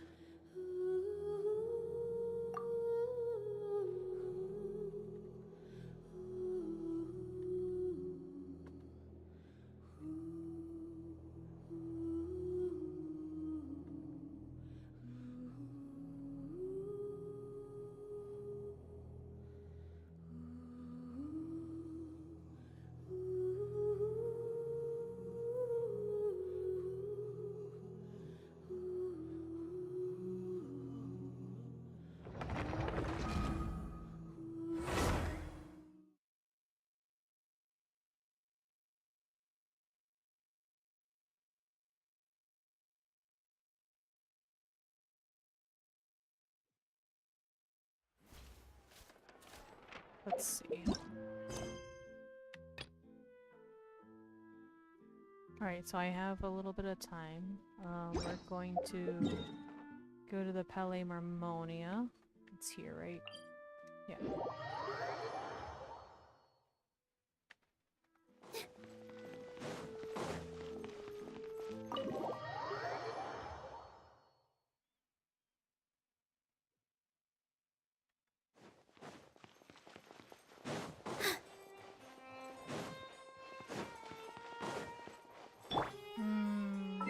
Oh, okay, let's just go inside. Oh. Can I not go inside? Is that not where... Hold on, what? Am I crazy? Ah, did I, like, just missed it? Or maybe they're not there. Oh, hold on. Maybe they're not there.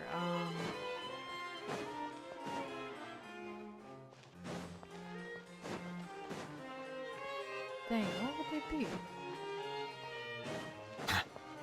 Okay, hold on. 1 second. Let me check.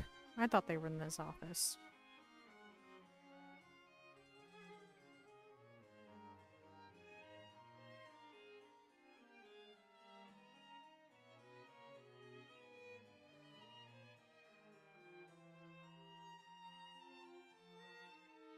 They're outside. Okay. I goofed. I was like...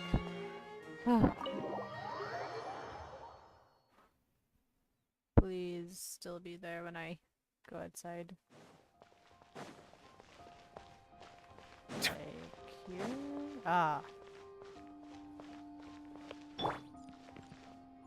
Oh, hold on. Do I have Charlotte on this account? Oh, I don't know if I do. I may not. Darn. I was gonna do the camera thing, but she's not here. It's okay. Alright. Indeed, Monsieur Neuvillette. I'd very much appreciate hearing your thoughts on everything we just discussed, including my initial proposal and the general direction of our potential cooperation. Your proposals are reasonable and quite well thought out. Your sincerity and wish for our mutual success was evident in your words, so there's no need to be so modest.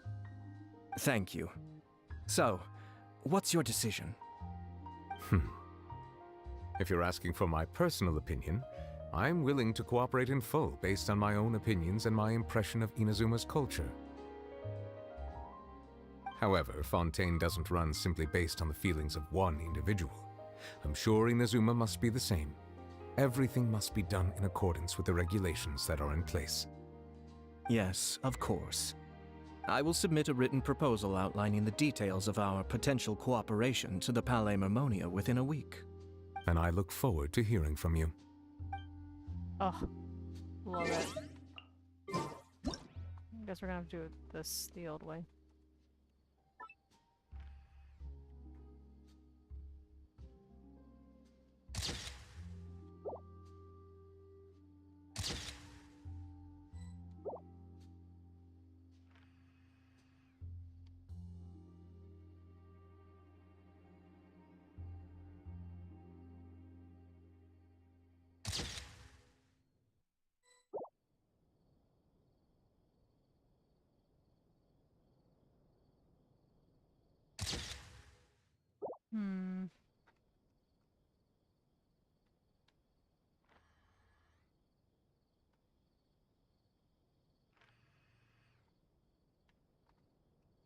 Ah. These angles are so weird. Okay, it's whatever. It is fine. Okay. Since we still got time, we'll find the other people.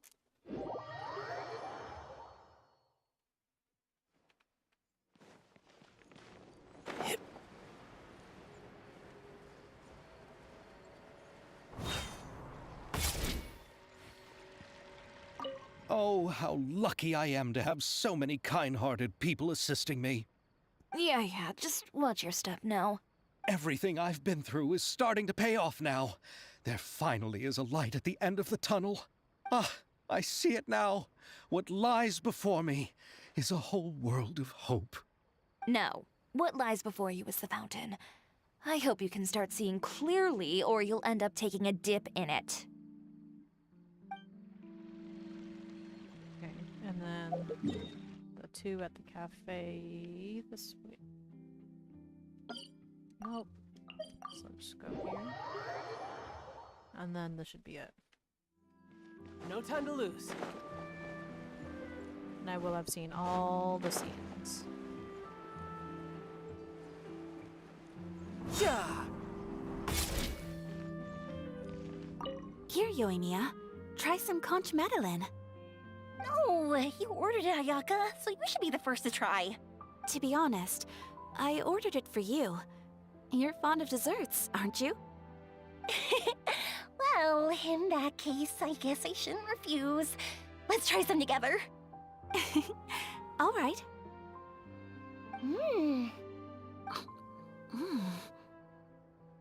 This is amazing! Oh, the texture is so soft! You can feel the super rich aroma of butter as soon as you take a bite, and the aftertaste is pure bliss! Great. I'm glad you like it. I enjoyed it too, and I really like the swirly design. I've heard that it's supposed to look like a barrel conch. I've never actually seen one myself, but now I'm really curious about what it looks like. Hey, Ayaka, when you can find the time, would you like to go search for one underwater with me? All right. Why don't we go right after this? Great! Then that's a plan. There are so many places I'd like to visit with you. That's cute. Alright, we did it all. Okay. Officially, we did it all. So, okay. We'll do my little outro thing with Lumine. This world is full. We'll have the girlies in the background.